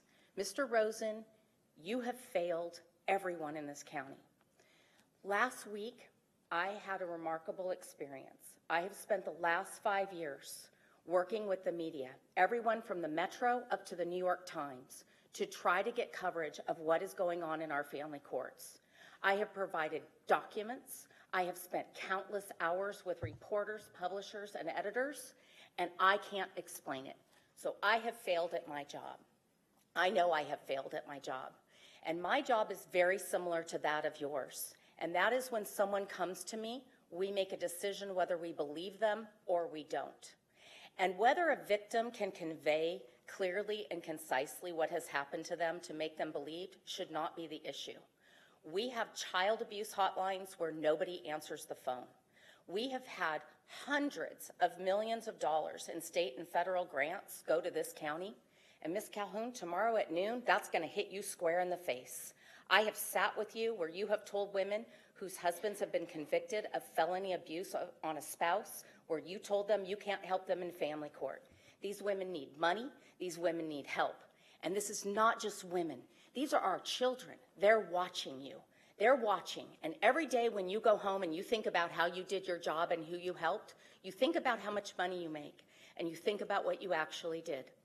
Last week, Mr. Rosen hired 2 investigators to follow him to the elevator to prevent me from asking him questions. When I got to that elevator, I asked him if his children would be proud of him. His face gave me his answer. So, Rick, if you could, as you walk up, I just want to make sure I've called Amanda, Marilyn, Dr. Anand, and a student at Mission, and then our last speaker on this item is Vanessa Russell. Welcome, Rick. Good evening. Thank you. My name is Rick Beatty, and I'm the co-founder, along with my wife, Diane, of the Alessandra Foundation and the Alessandra Advocacy Group, which is a domestic violence advocacy group. And contrary to the last 2 speakers, we are grateful beneficiaries of the victim services in Santa Clara County. Our daughter was murdered 3.5 years ago by her former boyfriend. He was arrested. He turned himself in. He was convicted. He's in San Quentin prison. My wife and I have received services from the county for murder victims' grief counseling. I appreciate everything that law enforcement does. I know it's not easy. I've never done it, but we've been beneficiaries of being held safe. I know this is an easy job. In my opinion, it's not about enforcing, it's what are the laws. The guy that murdered my daughter tried to kill a woman 6 years previous. He spent 2.5 years in jail for attempted murder. 2.5 years in jail for attempted murder. He didn't succeed the first time, but he got my daughter because nobody knew about it. Think about that. If that's your child, how would you like that? We've worked with Chief Garcia and Cindy and District Attorney Rosen to try to get some legislation done to simply look at a database that shows if you've been convicted, this isn't a registry, convicted of a domestic violence crime, everybody's going to know about it. You earned your stripes, everybody's going to know about it. That way, if your daughter is dating somebody and they can look on this database, they can say, this guy's got a problem. I might want to stay away from him. So we're huge advocates. We're great partners with the YWCA of Silicon Valley and Nextdoor Solutions. We're working hard with them. We appreciate them, and I appreciate everything you're doing. And anything we can do to help push that forward. And Chief Garcia, we're still pressing hard. We're not giving up. We're going to get this legislation done because it's public safety. And thank you all, and God bless you all for your service. Thank you. Thank you.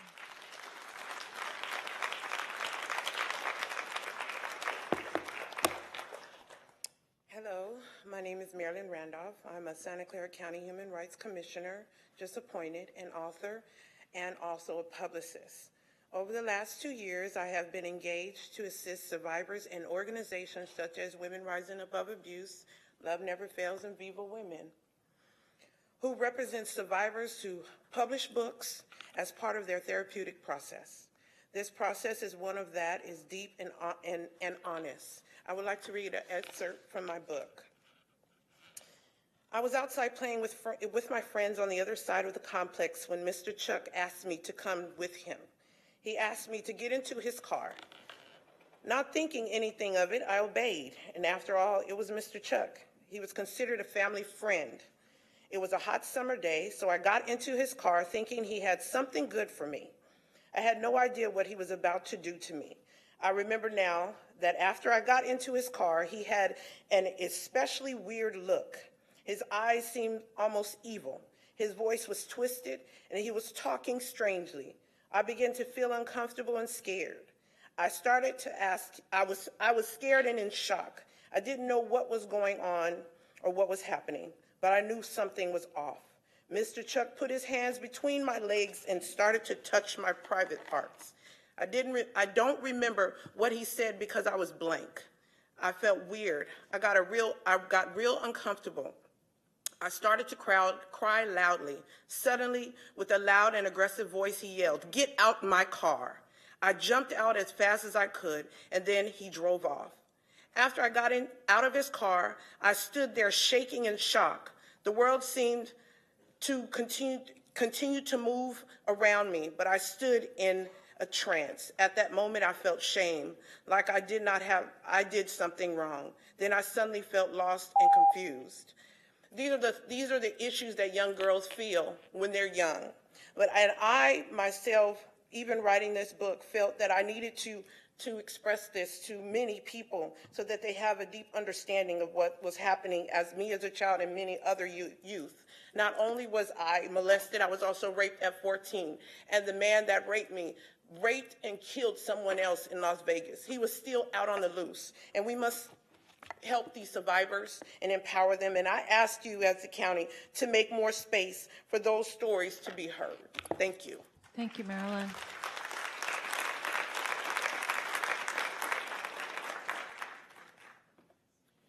Good evening. My name is Sunny Anand, and I'm a pediatrician and a critical care physician at Stanford University. I'm also the victim of sexual abuse during my childhood and the father of a child who suffered sexual harassment in college. Not only that, I have seen countless children being abused, some of them dying while they were under my care in the intensive care unit. I really think we have a problem in our society. We need to treat this condition as the most critical issue of our times, where prevention should start at the earliest possible date, perhaps even in preschool, perhaps in elementary or middle or high school, where the negative emotionality, the thoughts that allow young people to believe that they can hurt or injure others are dealt with and given expression in other ways, in art, in sport, in music, in whatever other ways that they can express themselves. I really feel that there is a vacuum in the area of parenting, of compassion while dealing with the children who have been the victims, and as well as investigating cases in a nuanced, sensitive, culturally appropriate manner.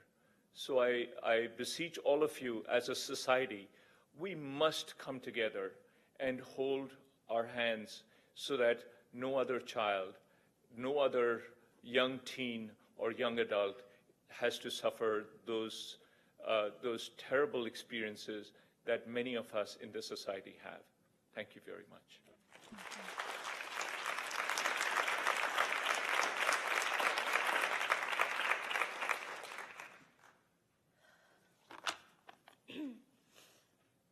My name is Amanda Valenzuela. First of all, don't ever question a survivor. We are not here for likes. We are not here for attention. We are here because we need our voice heard. There are women in this room who have been molested and who have not reported to the police. There are women who had suppressed memory of the events that had happened to them as a child, and I am one of them. When I was 10 years old, my uncle molested me multiple times, and that memory was suppressed. He would take me into his room and do oral sex to me, have me touch him inappropriately, and as a 10-year-old who has never been taught about sex, how was I supposed to know it was right or wrong? It wasn't until my body felt uncomfortable. And that's when I realized this is wrong. And so one night, when he went to the restroom, I went through the back door, climbed over the fence, and fell asleep with only a shirt on. And when I woke up to knock on the door, hoping that my mom or dad would answer the door, it was him that answered the door. And when I went to the police last year to report this because it happened so long ago, they dropped my case because I had no evidence. My voice was not evidence. And I have to live with this for the rest of my life. And my family they don't talk to me anymore. My dad's side had ousted me. And they don't even want to bother listening to my side. And there are so many women who are going through the same exact fucking thing. Where is my justice?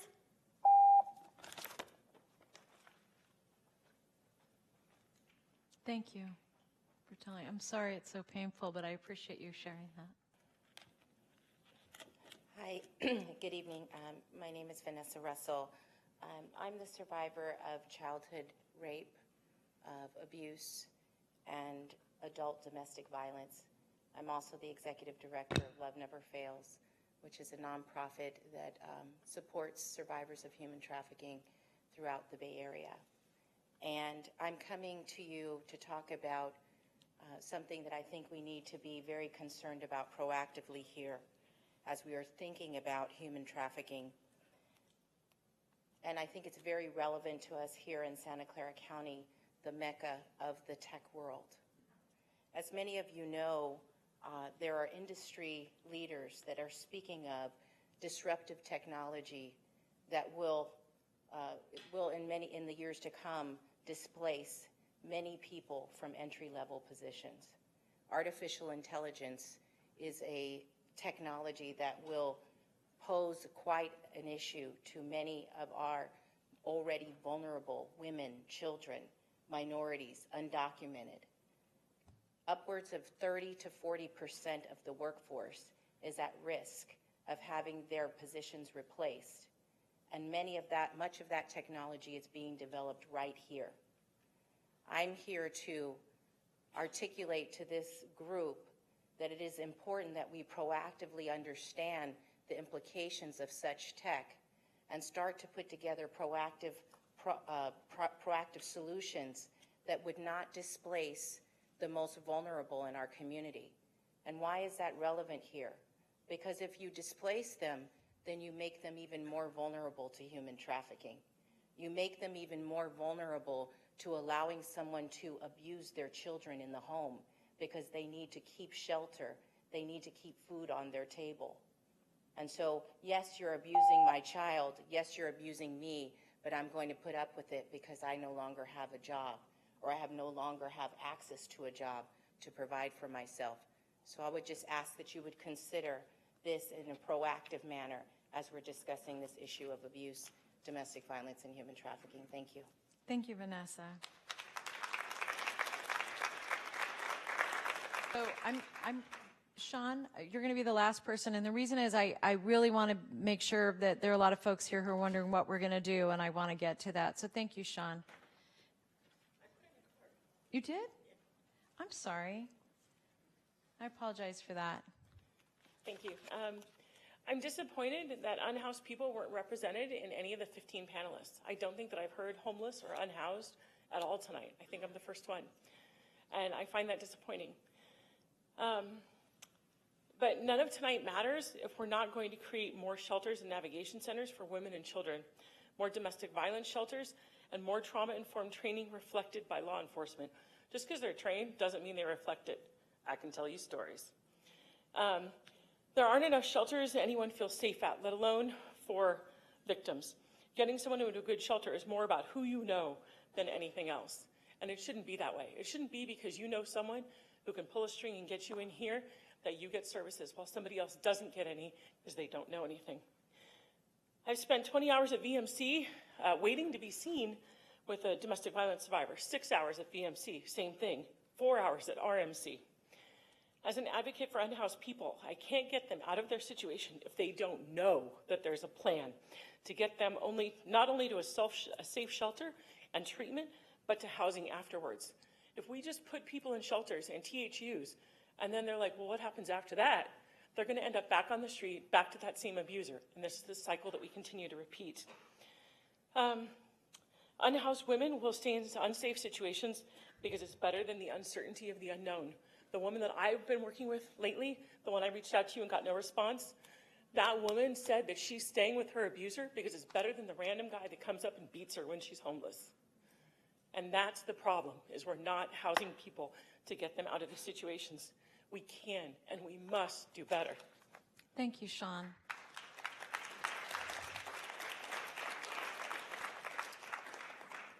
Would you like to speak?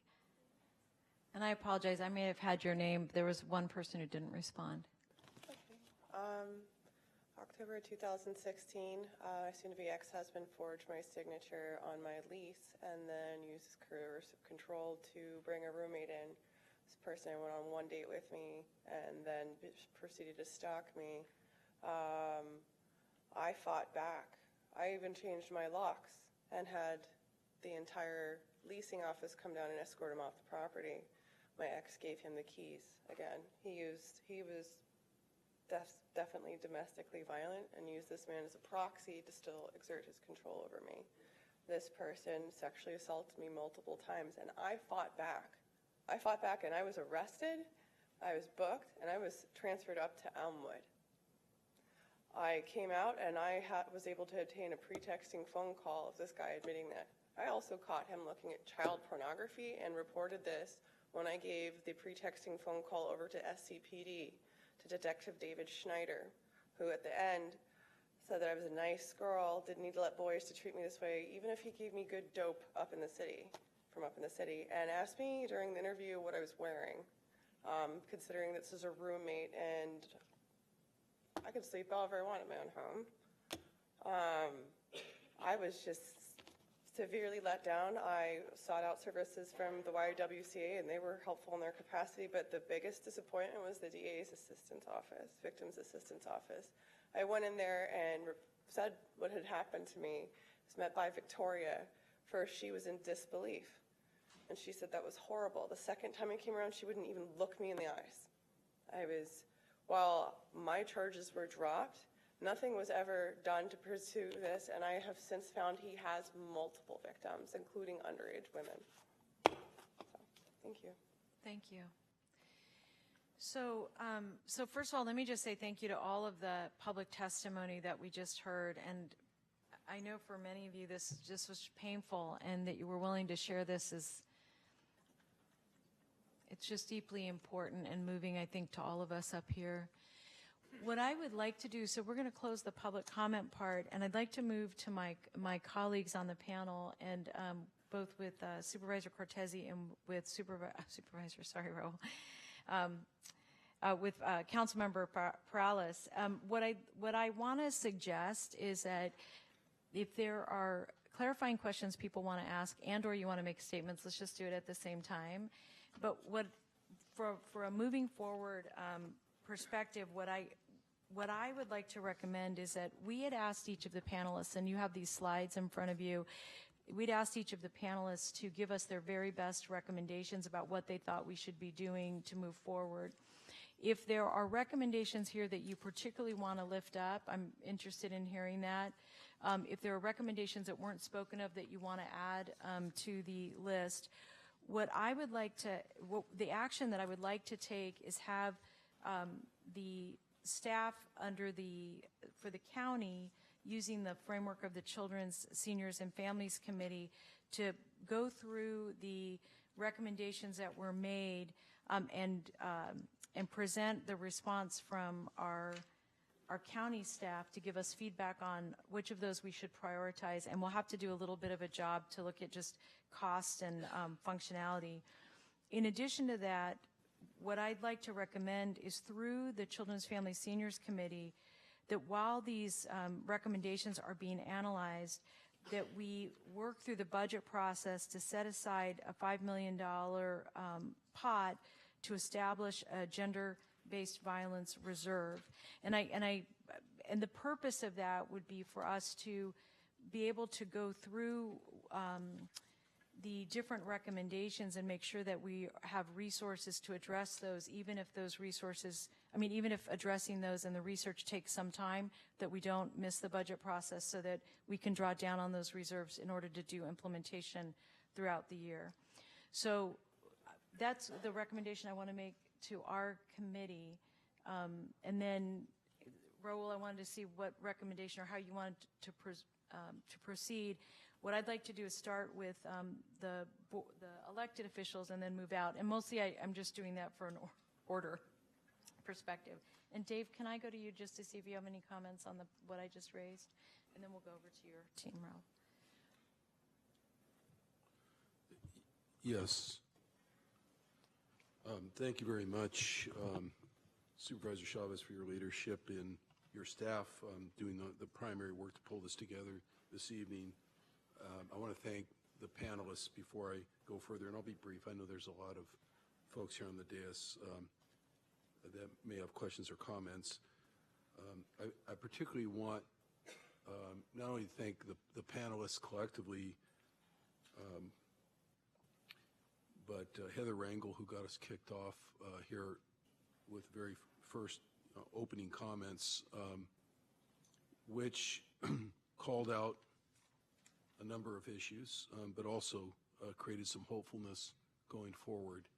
And I appreciate that example of leadership we've seen and heard from so many people here today, predominantly women, but not all women, calling out what needs to be called out, stepping up, and being very candid, extraordinarily candid in their comments. Clearly the most candid testimony I've ever heard in my 27 years in public office, perhaps the most disturbing testimony I've heard in 27 years in public office as well. And that just means it needed to be done. As to your motion, Supervisor Chavez, I second it, and given that there's two of us on the committee, I think that means it's unanimous. Yeah, there you go.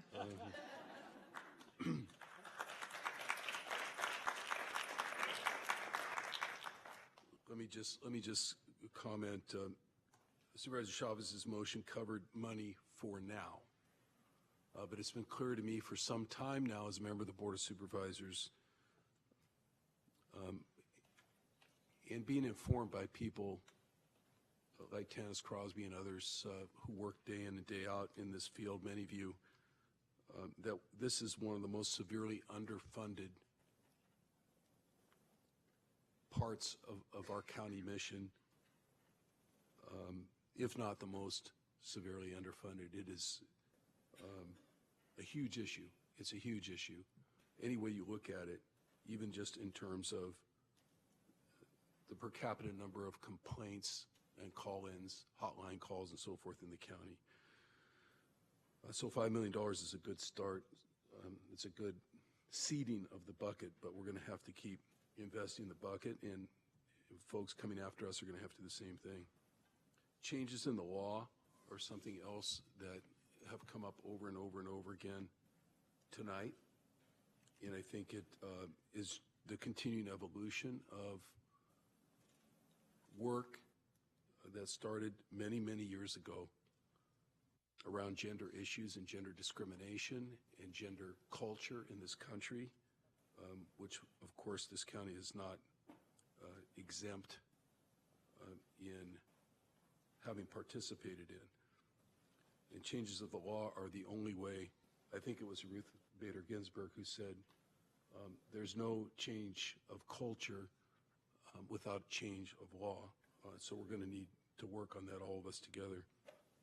And that's all I have to say for now. Supervisor Chavez, again, thank you for your leadership, and again, thank you to everyone who stepped up today. And this can't be the end of the conversation or the actions. Thank you. Raul? Oh, sorry, here. Oh. Thank you. Thank you very much. Yeah, and I want to say thank you, Supervisor Chavez, for helping to convene this, and to my colleagues. I know that Councilwoman Carrasco is definitely disappointed that she was ill and could not be here tonight, because herself and Councilman Arenas working together to make this a possibility, an opportunity for tonight where both the city and the county could sit together and really begin to think out some of the, thank you. That is important actually in context because we don't always work extremely well together. And certainly we don't meet together regularly enough to be able to come come up with, I think, joint solutions, recognizing that the city of San Jose is the biggest city and has the largest population in the county, and really the crossover of services that we provide our community members is so strong, and the services are there needing to work together at the elected official level in making decisions. We need to be doing that as well. So thank you for that. And I'll echo the thanks to all the panelists and especially to all the public speakers. You know, it bring up some memories of being out on unfortunate calls as a police officer. I served for 8 years with the San Jose Police Department and have been through the system with victims and suspects, for that matter, a number of times through SART exams, and I worked the graveyard shift for the entire 8 years, and so going through a lot of these calls and cases, a number of the comments brought back some really terrible memories, and so to Supervisor Cortese, your point, I think certainly some of the most powerful testimonies that we have heard in this forum has created that space. And I imagine all my colleagues kind of feel the same in regards to just what was heard. It sheds really a lack of hope. I really felt a sense of hopelessness in regards to just our society, our humanity, when you think of the violence that occurs. And I think what is really needed is certainly a bit of hope, right, to sort of respond to that. And I'll mention one thing. It's actually what the first kind of thought that I had after our first speaker, Heather Rangel, and that was in regards to something we can do. And that's, let's not victimize people twice. When people are victimized by the system that is put in place there, whether it's a police officer arriving on scene or a medical practitioner, a service provider, if we, because of the system, victimize somebody again that has already been through potentially the most traumatic incidents in their life, we have failed, I think. And so I think really that stood out after Heather's testimony, that that's where we can have a place. And certainly that's our intent. And so I would agree that this, Supervisor Cortese, should not be the last time that we have this conversation. We won't direct any funding out of the committee through our processes. We actually have an opportunity to direct it through our budget process through independent budget documents, which are actually upcoming over the next month. And I don't doubt that there will be a number of budget documents that are attempting to address some of these issues. But what I will ask that out of this committee, because we do have our regularly scheduled meetings, and our next one will be coming up this Thursday, that we do make a point of it to actually find a time on the calendar to reconvene, and not necessarily as a joint committee, but at least through our own committee, where we can actually take a look at what I'm going to ask our staff to do is compile the recommendations that we actually have seen, and I appreciate that, all the speakers that provided actual lists of recommendations, because this is not all on the county, although we would appreciate and support, and maybe we could lend a letter to support the $5 million. But we absolutely have opportunities where we can participate and lend local city dollars and local city resources. Where we can match. And where we can match, yeah. So, and now I'll turn it over to my colleagues as well, and we can just go down the line. Well, first and foremost, I just want to say thank you so much for everyone that came out and spoke. I know I can imagine it's not easy, and so as we're sitting up here, I can't help but think about the pain and the anger, the frustration, everything that was shared. You know, certainly this is based on the recommendations. And I think we all noticed they're county-centric, for lack of a better word, and so I would say if the panelists are willing to create some recommendations that you think the city can get behind, I'd really love to see that, whether it's sent to us via email or whatever it may be. I'd really love to figure out what slice of those things the city can really step forward and play a part. One of the things that stood out to me is the Safe Seattle, I think, and certainly I think that was geared towards the LGBTQ community, but I suspect that can be fashioned in such a way really to be adaptive to many of the other challenges that folks face in the community. And so I just want to thank everyone for being here. Thank you, Supervisor Chavez, for convening us. I look forward to hearing some of my colleagues' comments. And again, if some of the panelists are interested in putting together some recommendations as it relates to the city's role in all this, I think all of us up here would be willing to entertain that and figure out how we can play a very meaningful role moving forward on these issues. So thank you very much for coming. Appreciate it. I also want to echo that I want to thank the speakers and the presenters today. Domestic violence touches all of our lives. It has affected my family, and as a husband and a father and a son, you know, it really hits home in terms of the stories and the suffering and what folks are going through. And so I'm committed to working with my colleagues to do whatever we can to come up with some solutions and really affect change and really address this scourge on our society. So I'm looking forward to moving that process forward. Thank you. First of all, I want to thank all of the speakers who came and really opened themselves up to us. It was very brave, and thank you so much for sharing. Second, the service providers who do this very difficult work every day, thank you for being there.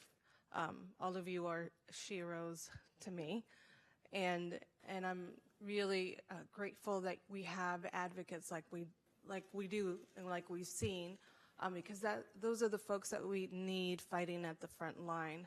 And thank you so much for all the work that you have done.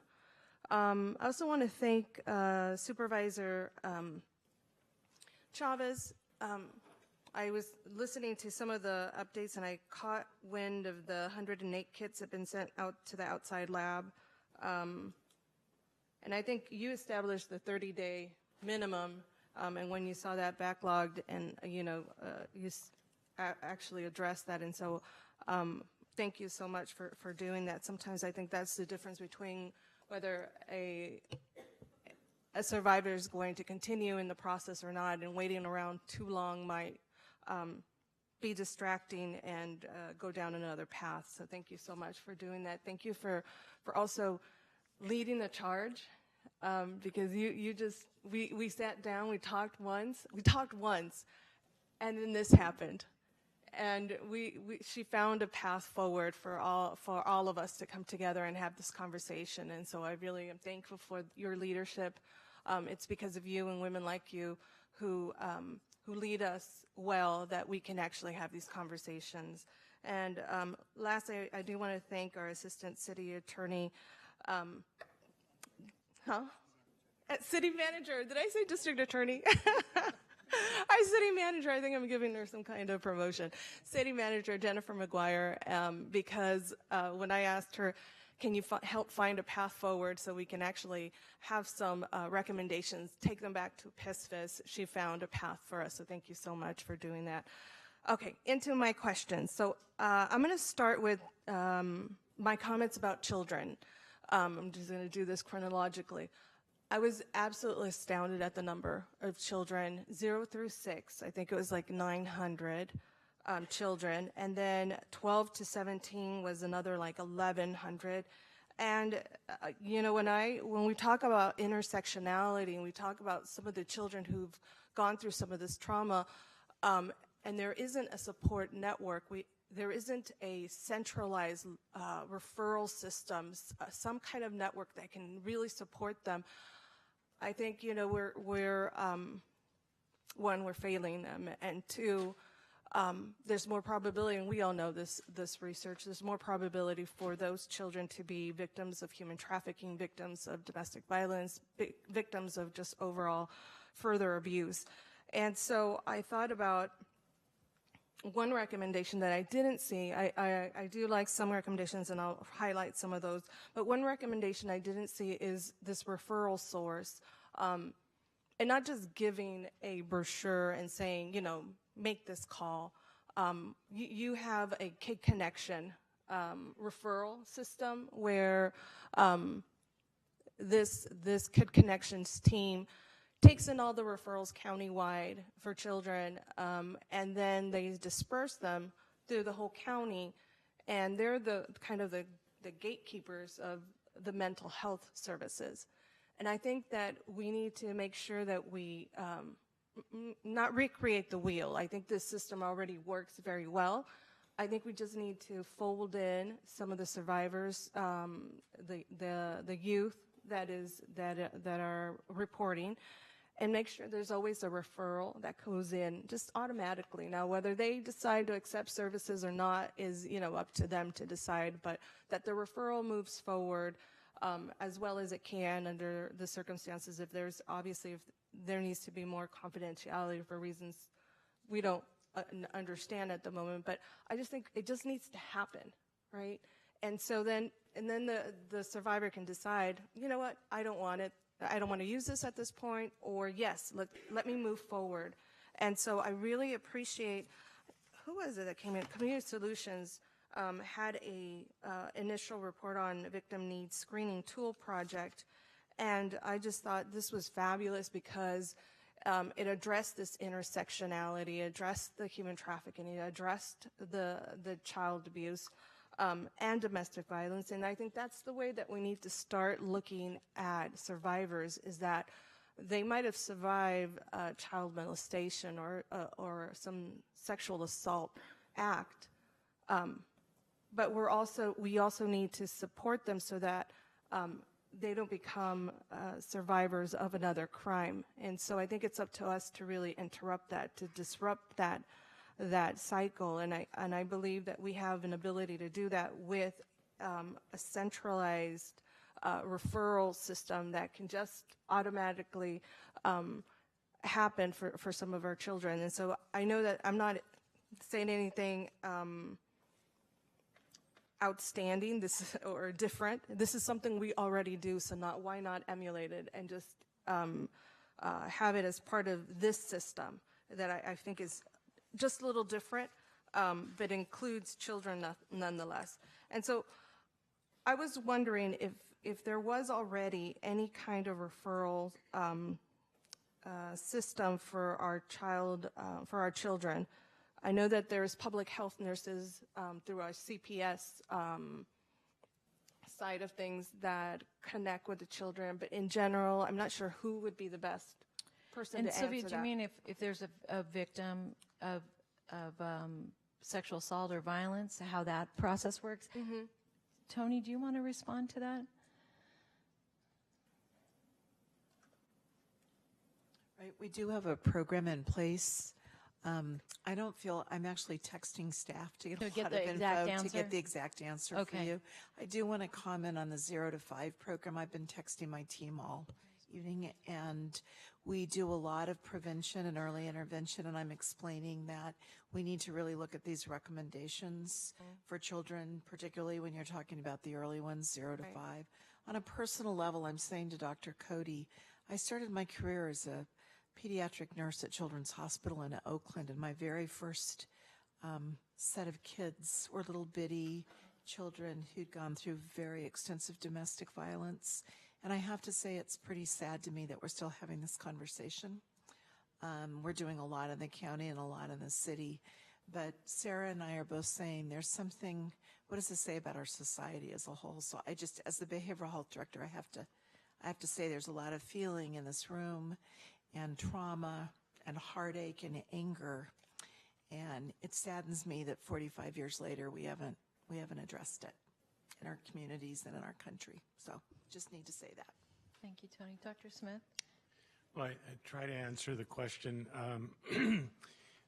We do have an entire division of Child Protective Services and Social Services who's available for reports, and there are report numbers that the public can use, but I will say that many of those reports come from the police, because oftentimes somebody who notices a situation where it looks like a child is being abused or has been abused will call the police in their jurisdiction. For those situations where it's a sexual abuse or there's concern about sexual abuse, as it was brought up earlier, There is the SART process, which is also available to deal with collecting evidence and treating children who are victims of sexual assault. And that usually happens through the police system, as the chief brought up. It also can happen through direct contact. Thank you so much. And I think the best thing we can do is circle back on that. And what I will say is, as part of our committee work, we'll dive into that and then be able to report to you all about it. Wonderful. And so my recommendation would be to have a centralized referral source that can replicate something like Kid Connections, and that we could just bring in not just the children who are who've gone through something traumatic, but it could be all of the survivors across all of those ages. I just think we've done it before. Let's replicate something that is already working. Okay, so for the adolescents, and I did mention, I think it was 1,665 is what I counted. And I know that I've forgotten whose slide this was, but they said there was a 20%. It was your PD, right? Yes, no, that was PD, but I'm going to ask about the following thing. The increase in reporting, not in sexual, the increase in reporting is not because there's an increase in sexual assaults, but increase in actually reporting. Who was that? The police department? Oh, that was the A. That was Terry. So how do we figure that piece? Because that's, to me, I don't get the nuance there. Do you want to respond to that? Terry, could you come to the mic and respond to that? And the question you're asking is, how do you know you don't have an increase, that you have an increase in reporting versus an increase in incidents? Right. How do we evaluate for that? And we'll have Terry respond to that. And then Eddie, you might want, Chief Garcia, you might want to also. Whatever's easier for you, Terry.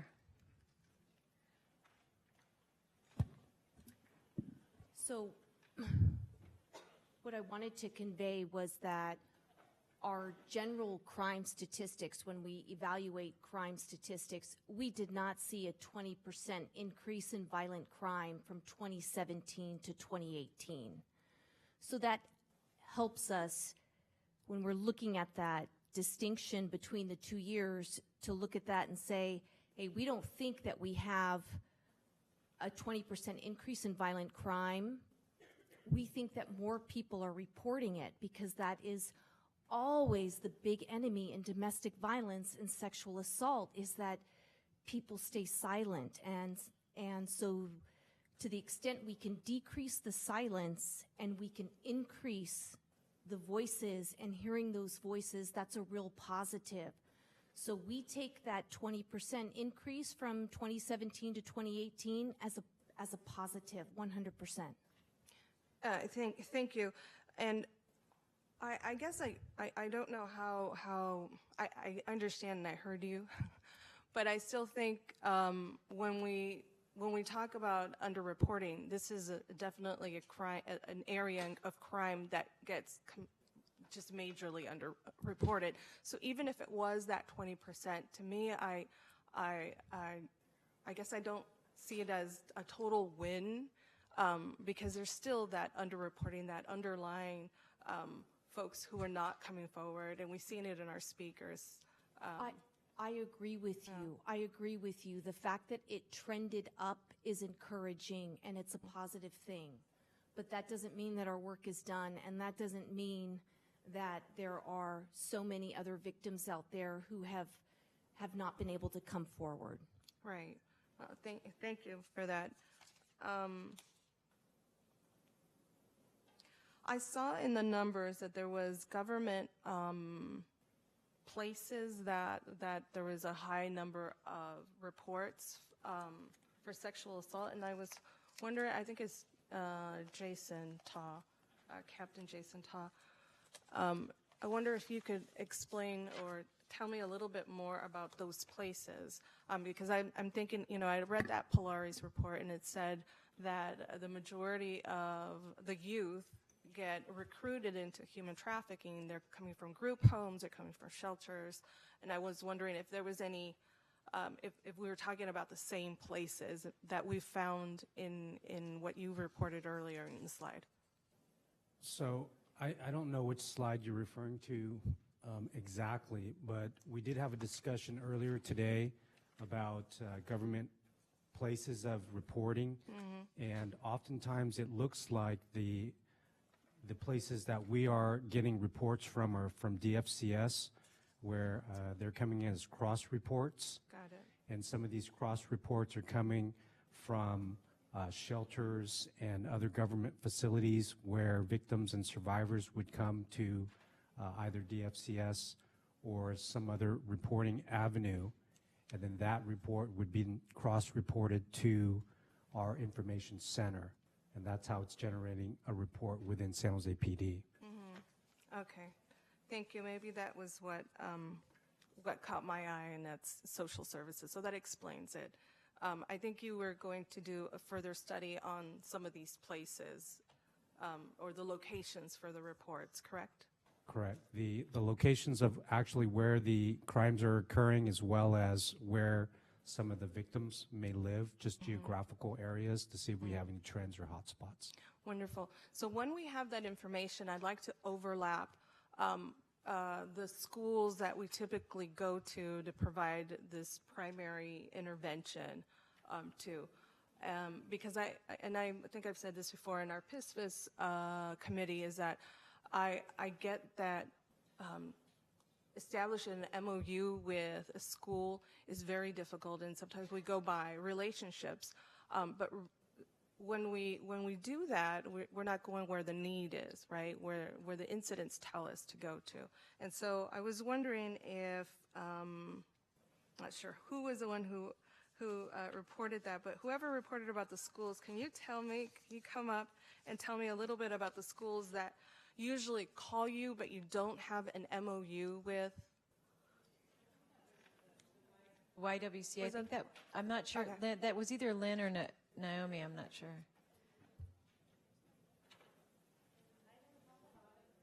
One of the school map, was that you, Naomi? My mistake was not to write a name after and just the note, so I apologize.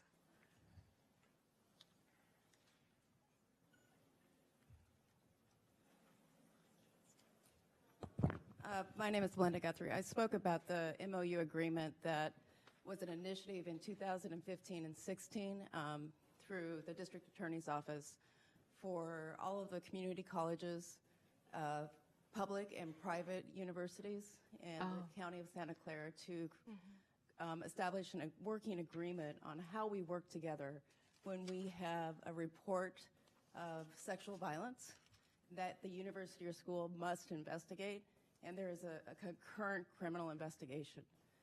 The MOU agreement also included representatives from Victim Services and the YWCA and local law enforcement, and it was a big lift. Thank you, Terry.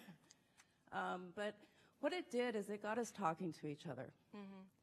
And before we got to the conversation about the MOU agreement, we spent about 6 months meeting regularly to try to understand each other's policies and practices, because the administrative process in our schools differs significantly from the criminal justice process, and they serve different purposes. At the same time, we want to encourage victim survivors who are reporting to our universities to also report to law enforcement. Wonderful. Thank you so much. Thank you. Go ahead. I apologize, Chair. Naomi, and were you going to talk about this was part of your recommendations for improvement, correct? Naomi, could you hit your mic? Okay, there you go. Okay. This was part of increasing the outreach to high school and middle school age youth and the specialized training. If I'm reading it we would correctly. like to be able to see education and awareness presented at all levels, even from starting from kindergarten and even if possible at preschool. And but we're very lucky to have MOUs with schools and districts that really want to have these services. Now, we think that there are areas that we can and should be providing services, but many times, some of you know, it's hard to get in contact or into the schools because they don't return our calls, they don't want to work, for various reasons, we aren't able to establish those relationships. And so if there's ways that people can open the doors for us, that would be great. But we do have programs that are, we have a wide array of programs that we can provide schools, and we can tailor them to what they need. Thank you so much. So I, as part of the last year's budget process, I submitted a budget document in order to increase some of that outreach to youth and to have, I think it was the YWCA who ultimately has been chosen to implement that in one or two schools. And I know like I'm scratching the surface with this, but one of my concerns was that it didn't necessarily go to, one of the high school I think that we discussed at that moment was Oak Grove. And although I love Oak Grove and I loved Councilmember Jimenez's district, I don't know if that's necessarily the school where most of the calls that we're getting. So I'd like to kind of look at that study once Captain Ta has that, and then really overlap it with some of the school relationships that are already established and who's missing, who do we need to help bring to the table. And, you have some wonderful advocates here who can help with facilitating some of those relationships, and I'm certainly lend myself to that. I don't know if I'll get a call back either, Naomi, I'll be honest, but but working together. That's why Mary Ann's here. Oh, there we go, Mary Ann. Oops, we're talking about school districts, and here you are, of course. And you've been so open with us, and I know that we've met and we've talked about how to collaborate with one another. And it's not the school district's, I think, intention to leave us out or not to connect with us, but there's so much that our administrators and our teachers are dealing with at this point, some transitioning from Common Core math and still supporting our teachers this way, and just all the behavioral issues that we can see at schools and whatnot. So I know that teachers are overwhelmed, I know that administrators are overwhelmed, but we have the ability to really go where the need is. So that would be my recommendation, is to go where the need is. So to add to this recommendation for the YWCA is to provide that outreach and that curriculum in those schools. And I'm going to push back a little bit and say that every school has a need.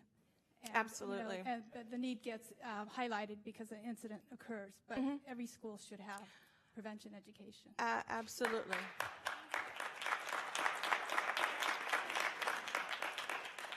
Absolutely. I think all schools should, because of what I don't think this crime discriminates anything. But there is a higher need in some areas, so I'll push back on that and say that we know what those risk factors are. We know that it's poverty. We know that it's multiple families living in one household. We know it's a lack of childcare. And so those zip codes, we know where those issues are, and so I think we need to make sure that we prioritize where the need is, and also make it standard for everyone. It shouldn't be exclusive to the folks that we think need this. Okay, so I'm going to move on from adolescents, and the last thing is thank you, Naomi. The last thing is sorry, I'm trying to find my notes for this one. Okay, for James, for Assistant District Attorney, James Gibbons Shapiro. And my question was about the massage parlors that we have prosecuted this last year. I know that our police department did a really great job in administratively closing some of those massage parlors, or going in directly and closing those massage parlors. So that is great. One of the things that I have emphasized is that we have a service provider as much as we can, or connect some of those folks that we find on site some of the workers that we find on site, because sometimes we all know that some people are forced, and we haven't differentiated those folks from the women or men who have chosen to be part of this commercial sex. So I'm wondering, how have we investigated these cases with human trafficking as a potential component? Have we made any cases for human trafficking in any of those? Because there's about, I think, Chief, I think it's about 130 that have been closed. So I want to know, what does that result in? I don't think this was actually a question for me, so I'll start this answer, but maybe I'll I defer apologize. to. Thank you. I was mostly talking about domestic violence, strangulation, but I know a little bit about this. But we said that everything intersects, right? So Absolutely. Absolutely.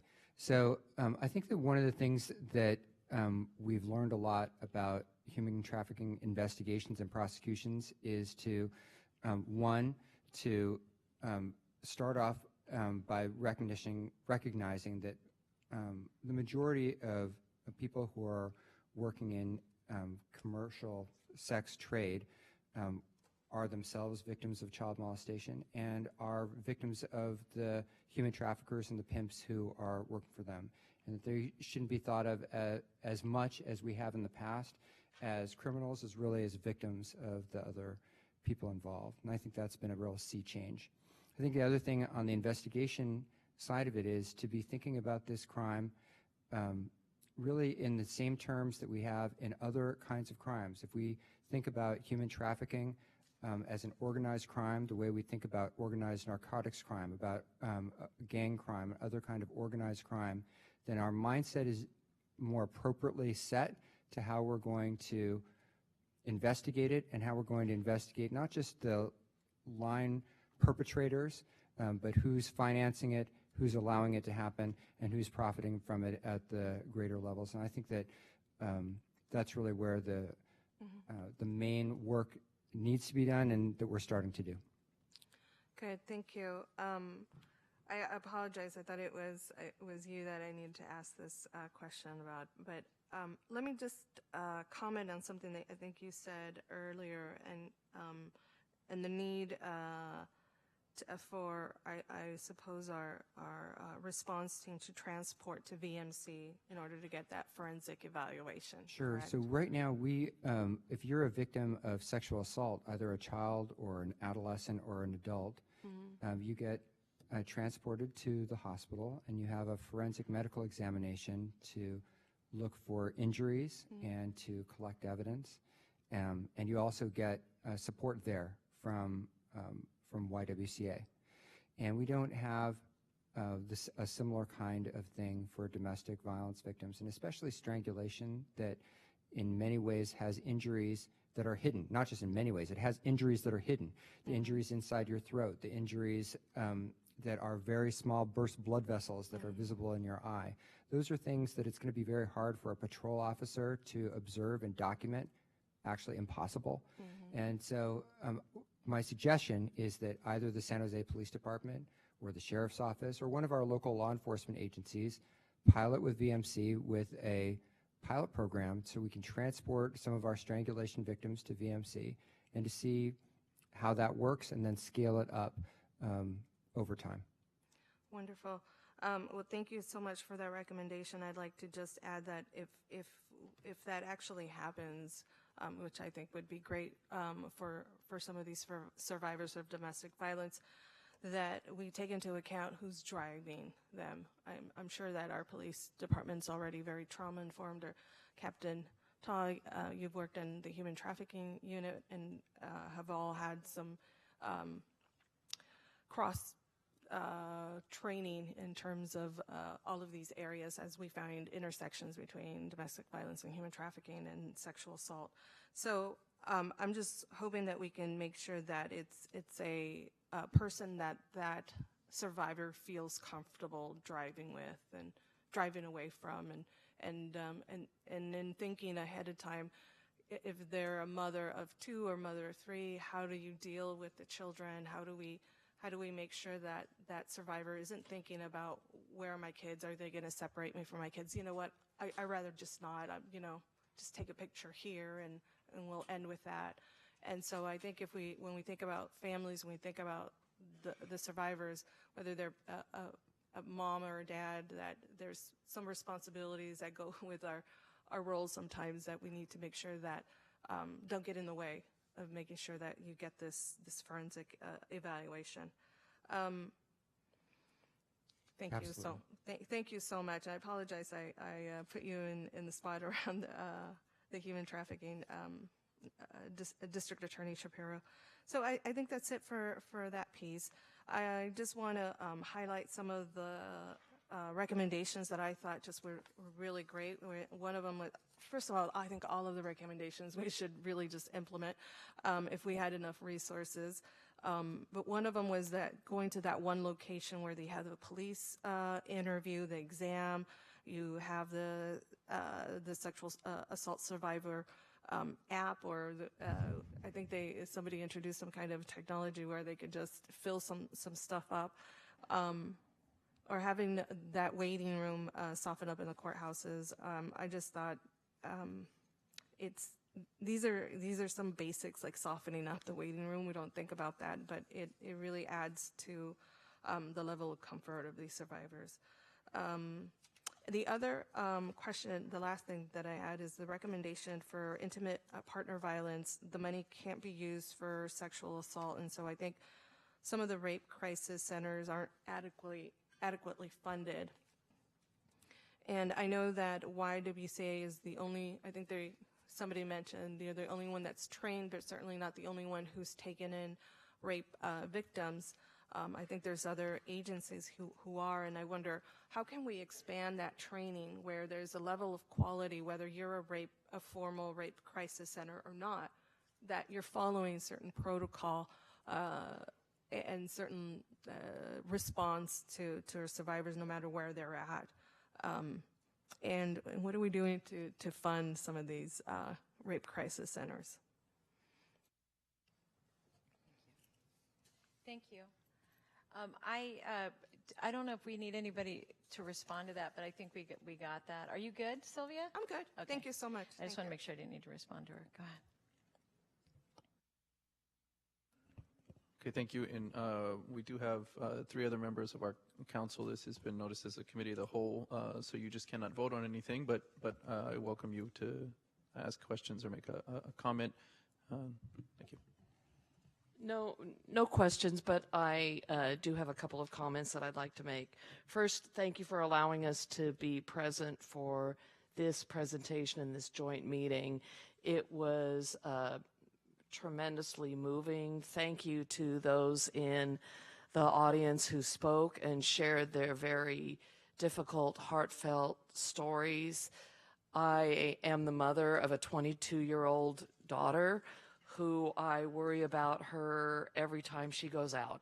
Every time she has a date, I'm not that fearful, but I am very concerned about things that could have happened in college and in her later life as she grows older. So I share your pain, and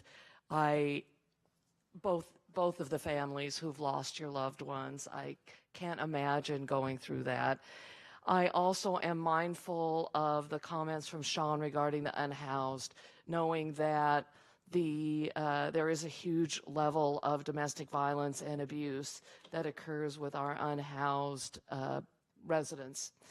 And the LGBT community as well. It's a community that underreports, I imagine. There's a lot of embarrassment, and the resources aren't there as much for the LGBTQ community. So like others on the council who are here, I stand ready and committed to work with the county in the ways that we can to help and support law enforcement, the YWCA. I didn't see San Jose Unified on this list of YWCA providers at San Jose Unified. I can maybe help you get inside there. So I think this is a tremendous issue that we cannot let end here. This is the beginning of a conversation, but it must be the beginning of action that we take to protect our victims of sexual assault, domestic violence, and human trafficking. And the one takeaway that was really shocking to me, or interesting, had to do with the strangulation, and that strangulation, when it occurs at early ages or any age, that's an indicator of future sexual assault or domestic violence. So I'm mindful of something that we can pay attention to, and that law enforcement can pay attention to, and the medical personnel as well can pay attention to that. So I really appreciate the opportunity of being here, and I appreciate the opportunity and look forward to working together on this. Thank you. Thank you. I'll speak loudly. I think this is farther back. So thank you, first off, to everyone who shared their stories. Thank you to the panelists for sharing your knowledge. And thank you to the chairs of this committee, of the two committees, for allowing us non-public safety council members to be here today. This was important enough to us that we really wanted to be here, and the city attorney and the county council, I think, made it so that we could be here tonight. And while the panelists were presenting, we were kind of talking amongst ourselves, noticing some patterns around our schools. And I will say that 100 days in, I have had several conversations with community members, with providers, and with educators around human trafficking and assault in middle schools and high schools, and actually elementary schools. So clearly there's a need, and clearly we need to respond in a systematic way. And while, yes, there are some zip codes that are extremely high, I made a note that the highest domestic violence cases filed in 2017 are in District 5 and District 7, and they're much higher than in other areas. And whether that's due to overcrowding or other conditions, that's serious. But we should respond. I do agree with you, Naomi. I don't know where you went. There you are. I do agree. Whether it's 1 or 100, we need to respond as a community. And we drill in our schools. We do active shooter drills. We probably put more time and effort into that than in preventing sexual assault. And so we do need to respond systematically. So in the interest of time, I'll keep it short, but I did want to point out a couple of things. One of the things that stood out to me was very simple, was that we as government can do a better job in funding sexual assault services and making sure that that systematic approach is there, is whole, and is funded. And that we continue to meet as a county and as a city because we have police departments, we have facilities, we have funding, we have resources so that we can respond in a systematic way. Thank you. I too want to add my thanks to all the survivors who shared their stories in public comment. They were frankly heartbreaking and hard to hear, so I can't even imagine how much more difficult they were to endure those experiences, and I really want to thank you for sharing those with us. I want to push back a little bit on the statement about how whether we know that the increase is in reporting and not in incidents. I just think when I look at the San Jose data that was presented, we see a big jump in 2016 for both rape incidents and sex incidents, but from 2017 to 2018, there's a 3% decrease in sex incidents, but a 14% increase in rape incidents. So that makes me think it's not just we're reporting more. I'm not sure that we've pushed on this issue enough or that we know exactly, but I just see the difference in those two categories makes me think it's not just an overall increase in reporting sexual assaults. So it gives me pause, and I'm sure people are wondering, why is this important? And it's not just because I'm a data nerd, which I am, but I think that if we think, or if we just accept that the increase is only in reporting and not in actual incidents, we don't have as much urgency around the issue. And I don't want us to be complacent about this, especially if it's rape that is actually, which is even more violent than all these violent sexual assaults. If that's increasing, that's really alarming. So I want to make sure that we push on that a little bit more. And if there's any way we can get more information about that, I think that would be beneficial to us to really pick apart what is happening. And the reason I think that's so important is that I think we know other crime has decreased, we've heard that, but we also know just nationally mass shootings have increased, for example. So I don't think we can say just because other violent incidents have decreased that it's just an increase in reporting. I don't want us to assume that. So that brings me to the recommendations and the partnership with schools and why that's so important. Currently in San Jose Unified, and I can't speak for all the county and all the districts, but I know in San Jose Unified, they're only talking about consent and sexual assaults and harassment and what healthy relationships look like. They're only talking about that in their sex ed classes once in 8th grade and once in 9th grade. 8th grade is too late. It's way too late to be having these discussions, so it's needed in elementary school before kids get into 6th grade and start having relationships, which they do, which is alarming. I have 2 middle schoolers, can you tell? But the other thing is that just when my kids have come back to me and told me what's happened to them or what's happened to their friends, and I have a son and a daughter, and then what the faculty and the staff do in response to those things being reported to them, it is not what our police chief would want to hear. It is not what our sheriff would want to hear. They're not reporting incidents that they don't think are serious enough. And I think what we heard today, we know about strangulation being an indicator for later lethality. I think we probably don't know as much about when 6th grade or 7th grade boys are touching girls in the hallway, what that's an indicator of later. So I think we have to take these things more seriously than we are in the schools.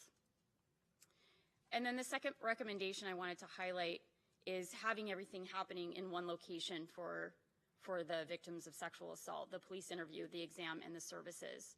And so I have a question to our chief about how doable is that? Can we do that? What do we need to get that done so that victims don't have to come to the police department to report when they're going to get an exam somewhere else? I'll tell you this, when we're partnering with the district attorney's office, many things are doable. So, I mean, it's something we're just getting together and figuring out the logistics of it. But obviously, when you have the recommendation coming that way, we're certainly want to make it easier for our victims and survivors. So, I mean, it's something a recommendation that we'll definitely discuss. I appreciate that. Thank you. Let me just add one thing, if I can, through your chair, and that is that part of what got presented tonight from Kim is it, and that we're in the process of right now, not to just stare at Paul Lorenz, but is to rebuild the emergency room at Valley Medical Center. And part of that rebuild will include a redevelopment and an enlargement of the sexual assault response, IBP response area that will include a different kind of waiting room. I think that, I don't know if we've included an interview room in it or not. And I feel like I should know. Yeah, that means until Jeff finishes hammering out there, Dr. Smith, and we've got room. Thank you, Supervisor Chavez. So we are in the process of working with the team to identify the right space to accommodate the program based, obviously, not only in the discussion we're having this evening, but in previous discussions we've had with the county exec's office and so forth. So what we can do is include that as part of our recommendations and to committee have a deeper dive on that part of it. Supervisor, I think we'll have to do this in 2 stages because I don't want to wait until the new ER is expanded, which will take a couple of years. Yeah. So we're asking staff to find a location now, and then once the new ER is done, we'll have another location there. But that's very good. We don't news. want to delay. Good, thank you. Good, thank you. Yes, thank you. And we'll Supervisor follow Chavez. back up. Yeah, I appreciate that. And then I also just lastly wanted to echo what Councilmember Arenas said about transporting strangulation victims and making sure that the kids are taken care of as well. I know that's going to be a big concern for the victims, but I think that kind of goes along with having everything happen in one location and making sure that that we get evidence collected.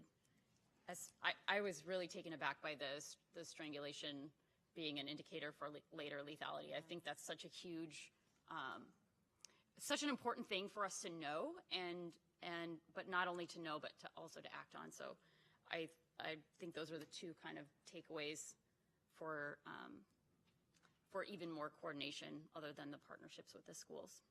So I'm really appreciative of both committees for having this joint meeting and for having us here. I think this is a really important issue, and I love how we are partnering more and more on a variety of issues. I know we have another joint meeting coming up with all the council and all the supervisors, and I just think it's so important for our residents, for us to have our ducks in a row and to be coordinated so that we can provide the best services to people, especially when they're having the worst day of their life. Thank you.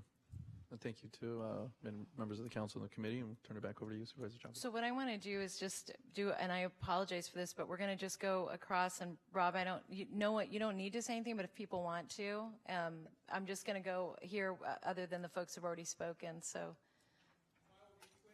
Oh, he does. That's right.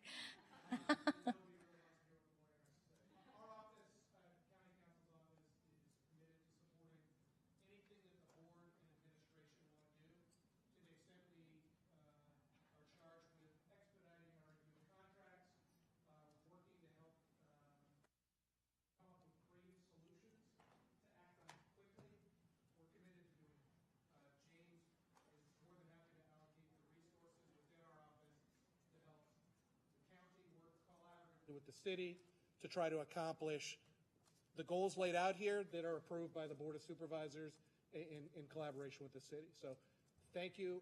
Actually, I will make one comment. I was going to do this because it's substantive, but from a policy perspective, I was taken aback by the city of San Jose's data, personally. This is San Jose only, and it's the largest city within the county. But when I look at the data, and this is only reported, right? We've got mandated reporters for kids. So when I look at the numbers for the 5-year period from 2014 to 2018, 4 kids a day in San Jose only are subjected to sex crimes. For the adults, it's roughly 2 a day, but that's only reported. That's astounding to me. So clearly, our office is committed, based on whatever policies the board wants to address and administration wants to pursue. We'll assist any way we can. Thank you. Dr. Dewan? Well, I will avoid repeating points that were already made by members here, but I do want to thank you so much, Supervisor Chavez, for the opportunity and for inviting me to be here this evening. That intersection between everything we discussed this evening and the schools is a really important and something is very important, something we should take careful consideration of the potential role of schools and any of the initiatives that are an outgrowth.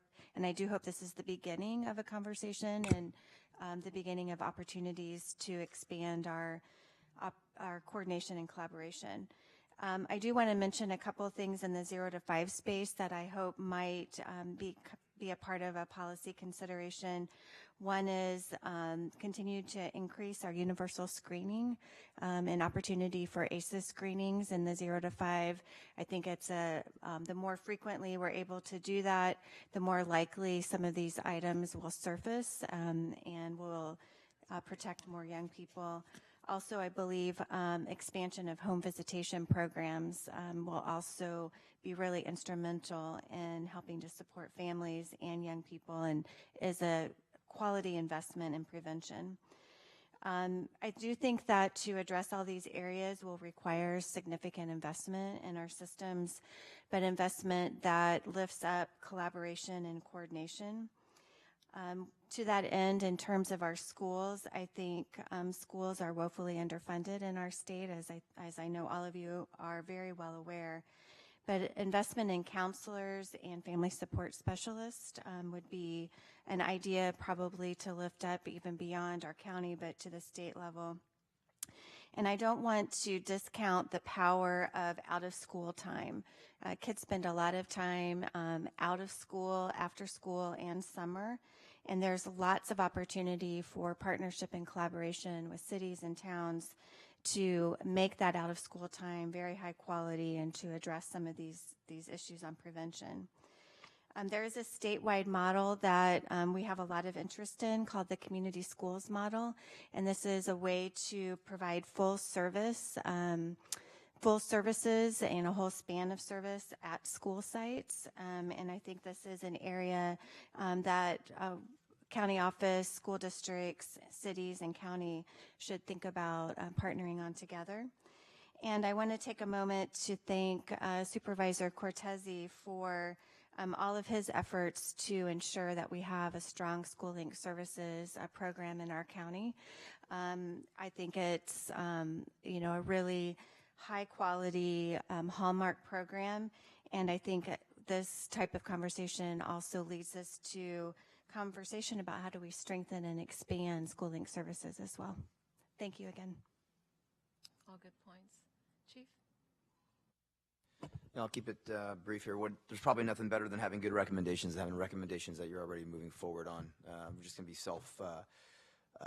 moving forward on some. I know on one of ours that we didn't really cover is we're going to be pushing out training to all of our patrol officers on trauma-informed training for all of our patrol officers. We talk about the investigators, but the reality of it is that our patrol officers, our men and women, are the very first investigators that our survivors will see, so we're definitely pushing that out. The other thing that I will say with Marty Bell's comments with regards to safe places, we've made contact with Seattle PD. I've spoken to their chief. We're going to be discussing not only the issues that they're having surrounding their unhoused population, but also their Safe Places program, and to try to bring that into San Jose. So we're already working on that one proactively. And the last piece I'll say, with regards to the data that you saw from San Jose, we do have an analyst that's now particularly assigned to SAIU, Angeline Montesa, who's, raise your hand. Because as I've told her before, she's going to be very busy. So all the information that we're drilling down and everything that we're trying to accomplish now, we have someone that's specifically assigned to our sexual assaults unit to be able to drill down on not just the data you saw, but drill down and peel back the layers even further than that. So we're really excited about that. Excellent, thank you. This is your 4th week on the job? Yes, ma'am. Well done. I think then, Jen? Assistant City Manager. I know, I'm joking. Yeah, I was going to say just kidding. I wanted to thank you all for putting this together. Doing more of these type of meetings are super helpful for both of our bodies. But I did want to let you know that we are having, as our chairperson, Perales, had told you, a PISFIS meeting on Thursday, and where we're, as part of our bi-monthly police department operations and performance report, we're going to continue the conversation. And so we're going to dive in even deeper, and we can certainly start, talking about some of these recommendations that our chair would like to do, and start figuring out another path forward as well on our side. But so the public's certainly invited to that meeting if they would like to come, but I wanted to let them know that we're going to continue the conversation on Thursday. Excellent, thank you. Dr. Smith? Thank you, Ms. Chair. Well, it's depressing. 35 years ago, I did my first SART exam as a physician, and that was a time period when there were only a handful of mandated, so-called mandated reporters identified in the penal code. Now there's 40-some different classifications.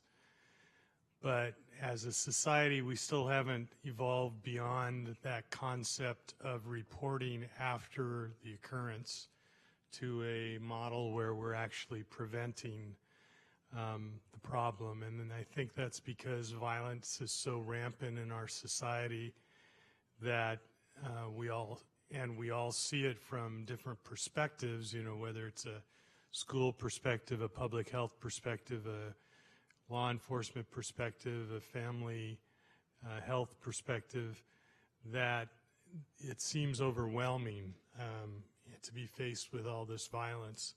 So I like all of the recommendations, and I'm certainly supportive of the board doing a set-aside during the budget to commit to implementing as many of those recommendations as possible. But I do think that in order for us to make strong, significant progress, we really need to have a leadership group on an ongoing basis that's comprised of representatives from each area of the problem, so that we can really hunker down on it and come up with solutions and come up with measurements that are reliable, that we can make decisions upon.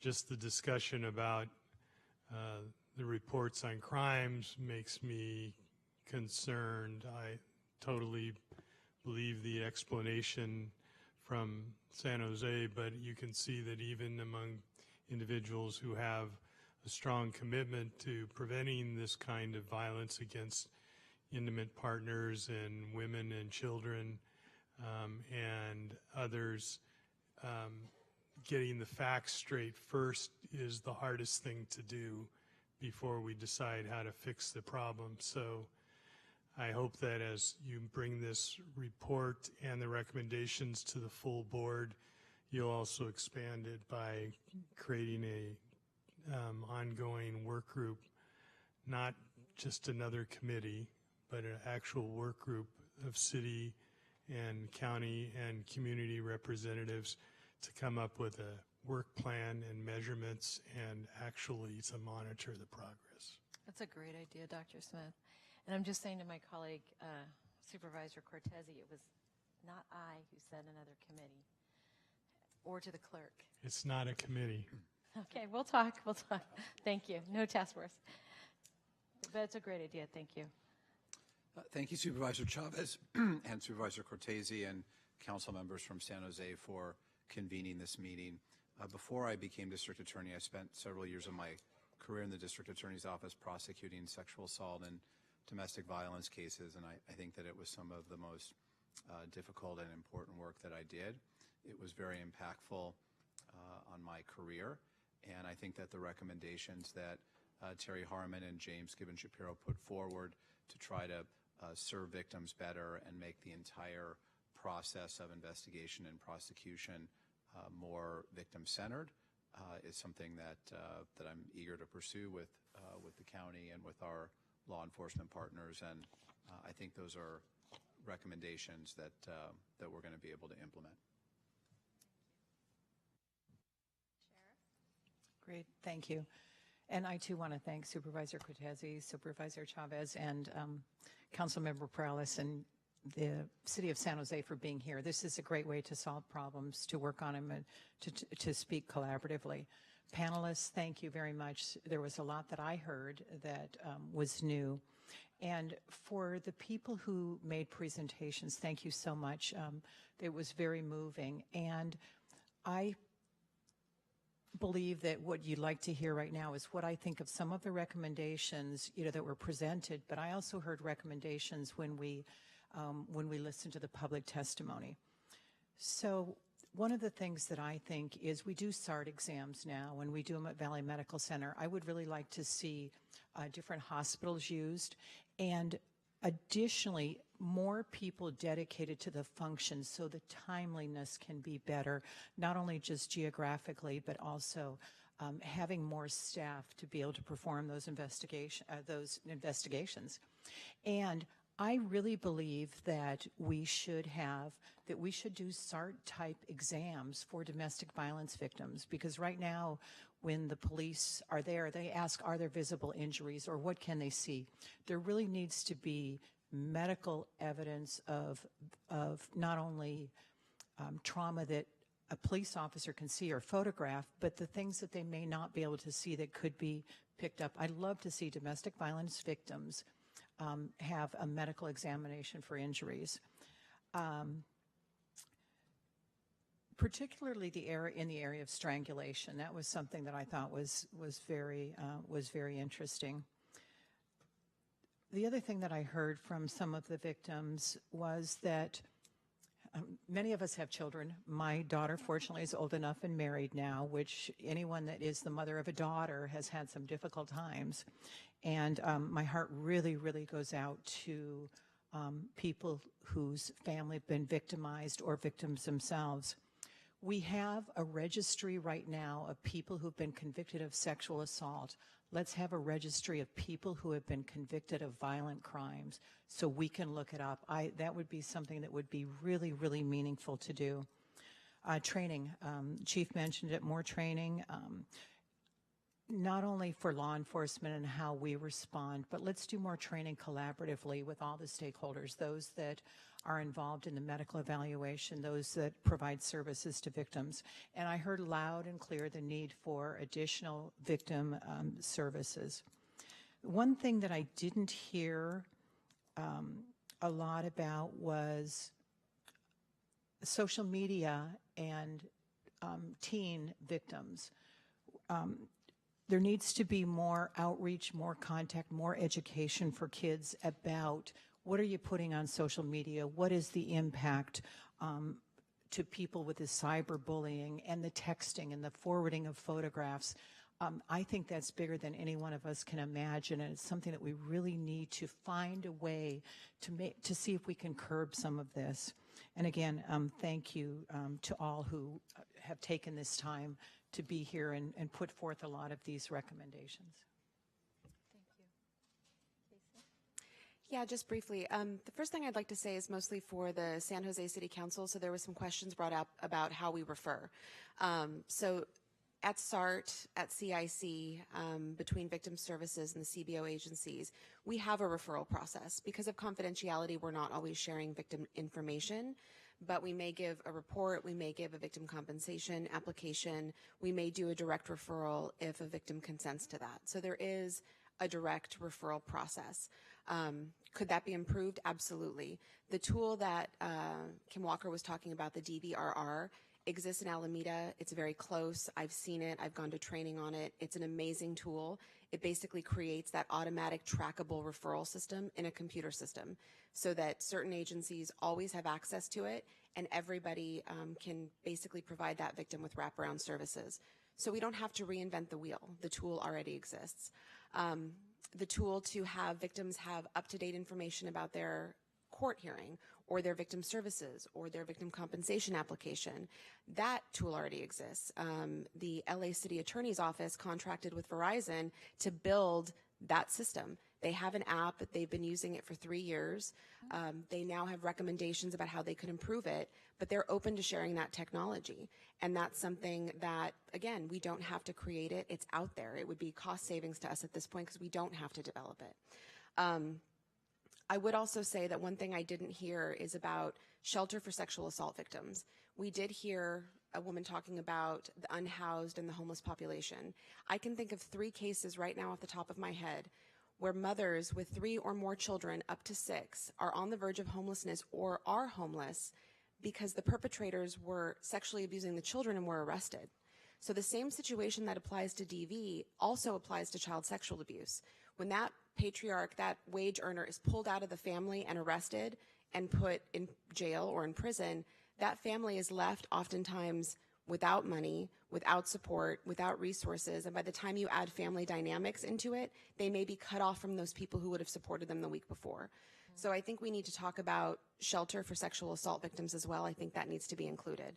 I would also echo support for a robust child advocacy center. Again, these exist within the Bay Area. You can go to Sonoma County, you can go to Alameda County and see very different versions.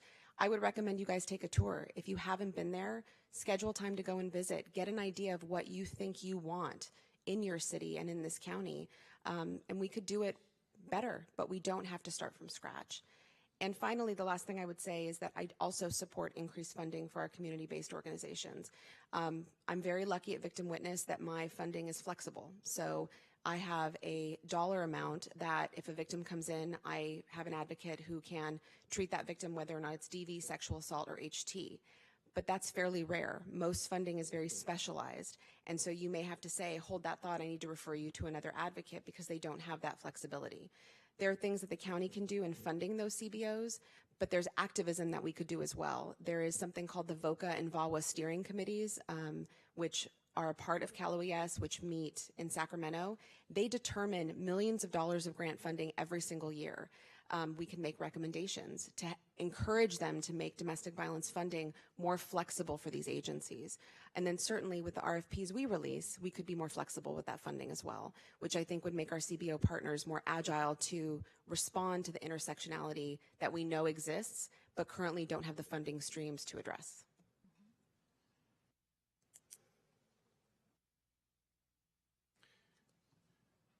Thank you, Supervisor Chavez.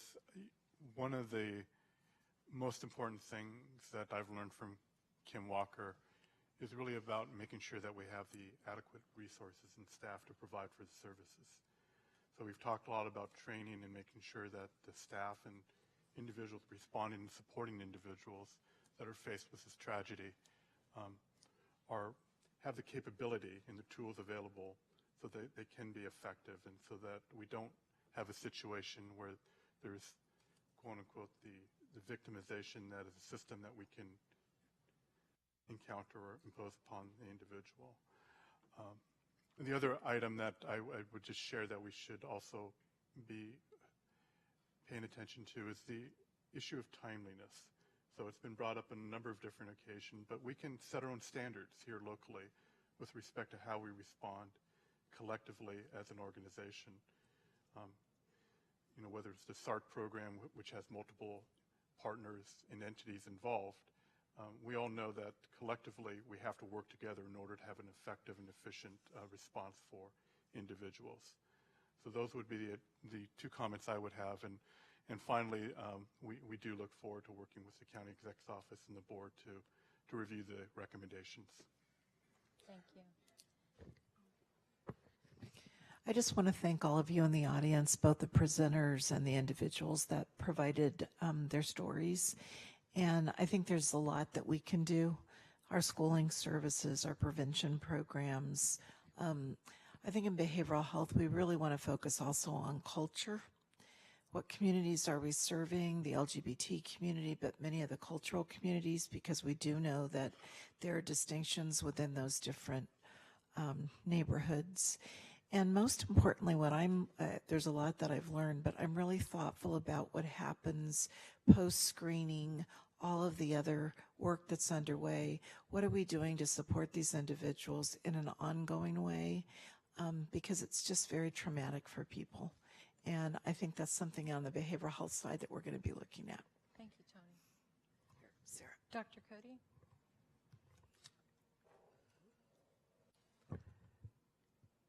I hate to be the person standing between y'all and bedtime.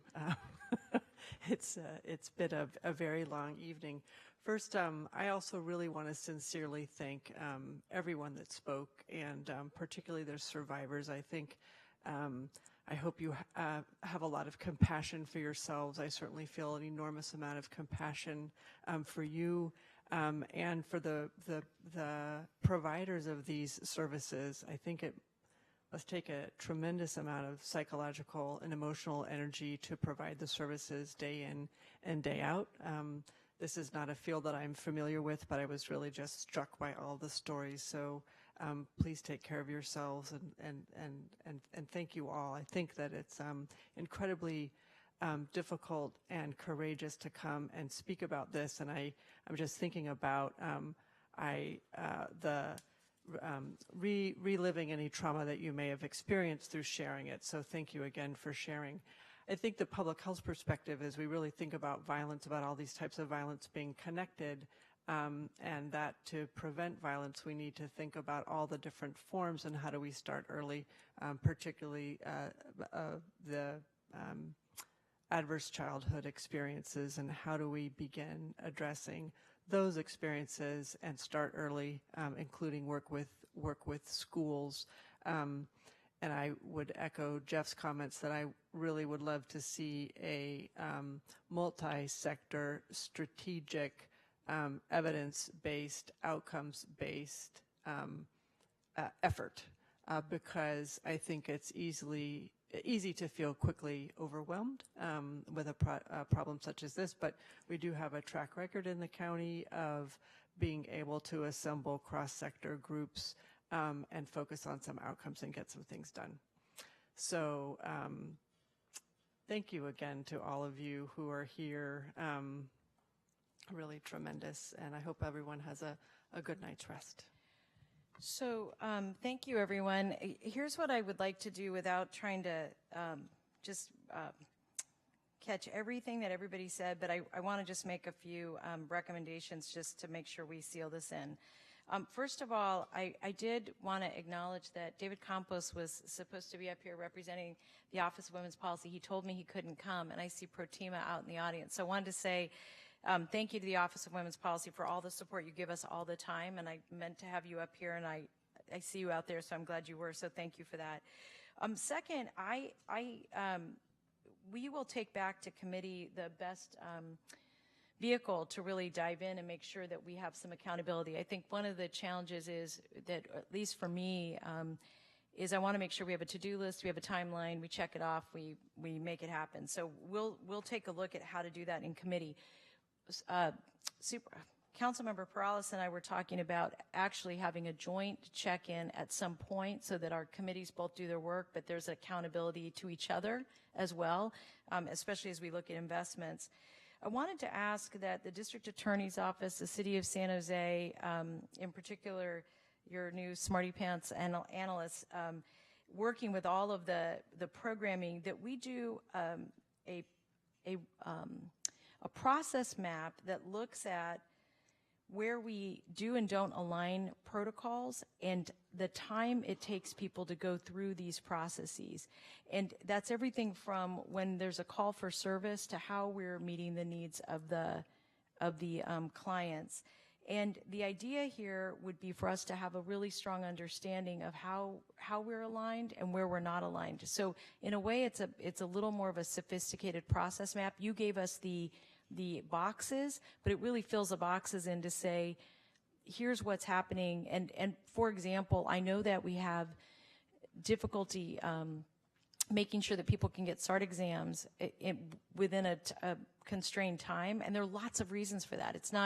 It could be police officers still at the scene. It could be that the victim arrives late. It could be that the advocate's not there on time. Like all of those things, but just to have a really honest conversation about it, because the good news about today is, from my perspective, and I just want to say this to my colleagues from the City of San Jose, when we do these public meetings, the hardest thing about them is having people just so mad at you that you can't figure out how to move forward. And I will tell you, when we were doing the task force on housing, the majority of those meetings was people so mad at us that they were yelling about us doing something for housing under public comment.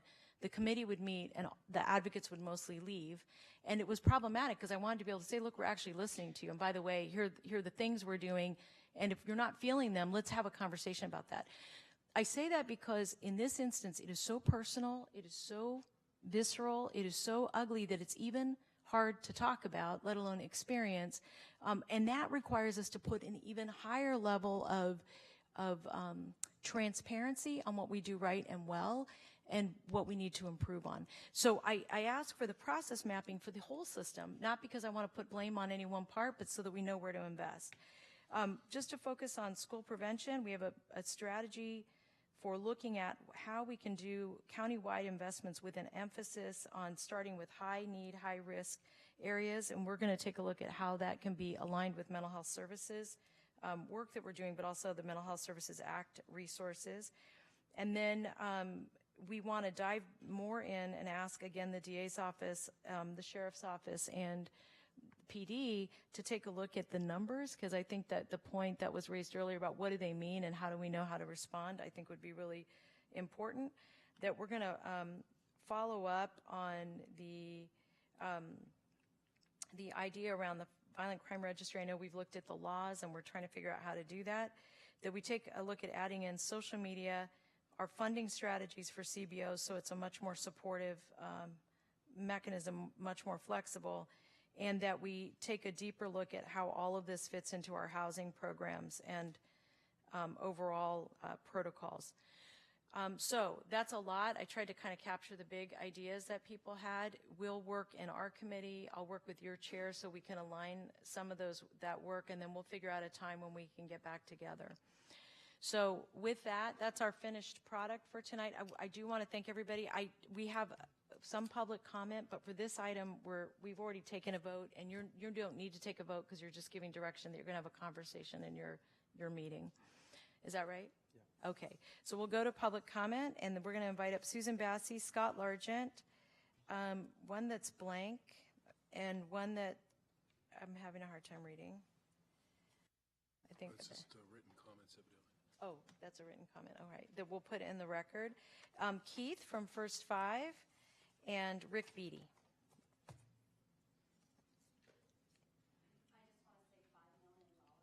Susan, I just want to make sure your mic's on, sorry. Okay. Oh, there you go. Go ahead. I just want to say $5 million is insulting. For the people that came out here today, there are thousands more.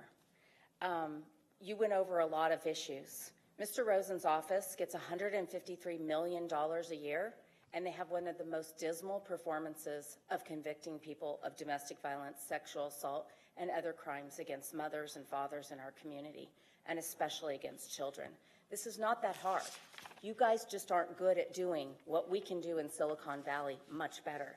I agree, it needs to be on social media. I thought I would tell you about, I've interviewed thousands of people, and what was represented here tonight is a fraction of what is going on out in our community. There is no number for anybody to call, and they're not coming forward because you are the people in charge, and you've been letting these people down for all these years. There was a young girl who wrote in her journal about being abused by her father. Her mother was removed from her life. She had no criminal background, and her mother was stripped of custody in a private judging. I went to Mr. Rosen in 2015 about what private judging was doing in our community. I heard a lot of misinformation tonight. I heard a lot about zip codes. This is not a zip code issue. This hides in our houses every night. It does need to start early. We need to start talking about it in our schools. We need to start in preschool. We need to let children know that even if their parent speaks to them improperly or touches them improperly, that that's not okay, because that warms up to domestic violence.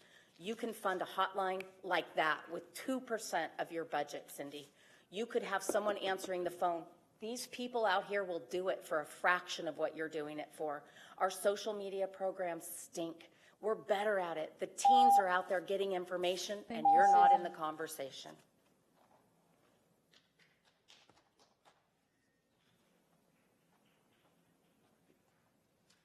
Is this on? Yes, you're on.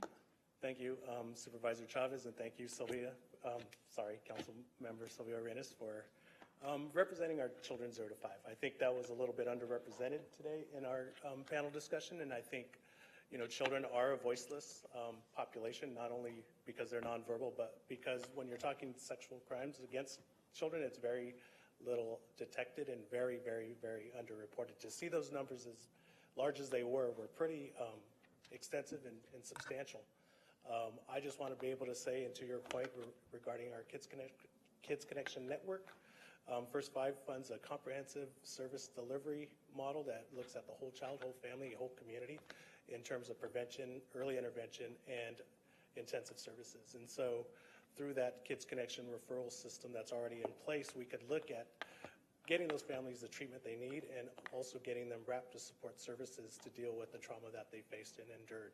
So I just wanted to make sure that that was at the table, and hopefully we'll have some representation of our youngest people at this, on the ongoing discussions to make sure that their voices are carried forward with that. So with that, I just wanted to thank you for having this conversation. Thank you for having us here tonight, and we look forward to the next steps with you all. Thanks. Thank you. You are our last speakers. Speakers. I know, I saw who you We brought. come as a package. You've heard that Yeah, before. not least at all.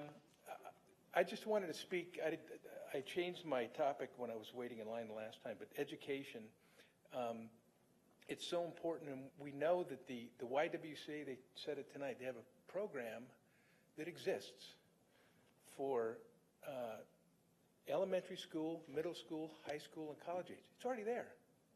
We don't have to reinvent the wheel. And Cindy, you and I have met a couple times on how can we get this. San Jose Unified doesn't have it. It's the largest school district, and we don't have it. I just don't understand that as a parent, as a taxpayer. It's like, that's a great place to spend my money. That's what it's for.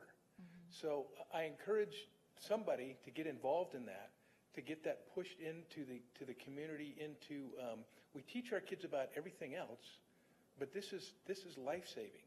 And it goes, from my perspective, it goes to, we're talking about symptoms and we're treating symptoms. The problem is the root. It starts in the home. The guy that killed our daughter learned that. He wasn't born that way. He learned that. How did he learn that? Probably learned it at home. I don't know. But that's preventable, in my opinion. It's, how were they raised? So I just encourage us, I'll get involved in it. The other thing is, when we keep talking about funding, you have limited resources. We're in Silicon Valley. We're in the wealthiest place on the planet. And what I propose is a private-public partnership. I'm in the business community, and I'll volunteer here right now to pull together the titans of this valley and government to get into this solution. They have plenty of money. They spend lots of money on suites at ball games. We can scratch out a couple of nickels to pay for stuff like this. I know we can. I know my company can. So I'm offering that right now, and I'm sure it's recorded. You and- don't leave. Yeah. I'm gonna come right up, and I'll tell you, my son had this idea today. He said, "Mom, tax the companies." Yeah. That was No, Brennan's no help. more Go ahead. no more Diana, I'm taxes. sorry. Were you saying? Did you want to Yeah. add? Anyway, thank you. Thank you. Go ahead. So all day knowing that I was coming here today, I just felt this gratitude to each and every one of you, because you toil, you are sincere about what you do, you want what is best for our county, our city, and I wanted to come up here and say thank you. I wanted to come up here and just really acknowledge that you have a heart for this county and that you measure everything that you do appropriately. And I think you guys are amazing, and I just want you to know that. Really want you to know that. Thank you. Thank you. Thank you. Thank you to the Fallon Foundation. Thanks, everyone. Oh, Scott, sorry, did you sneak back in? I called your name earlier. All right, you are our last speaker.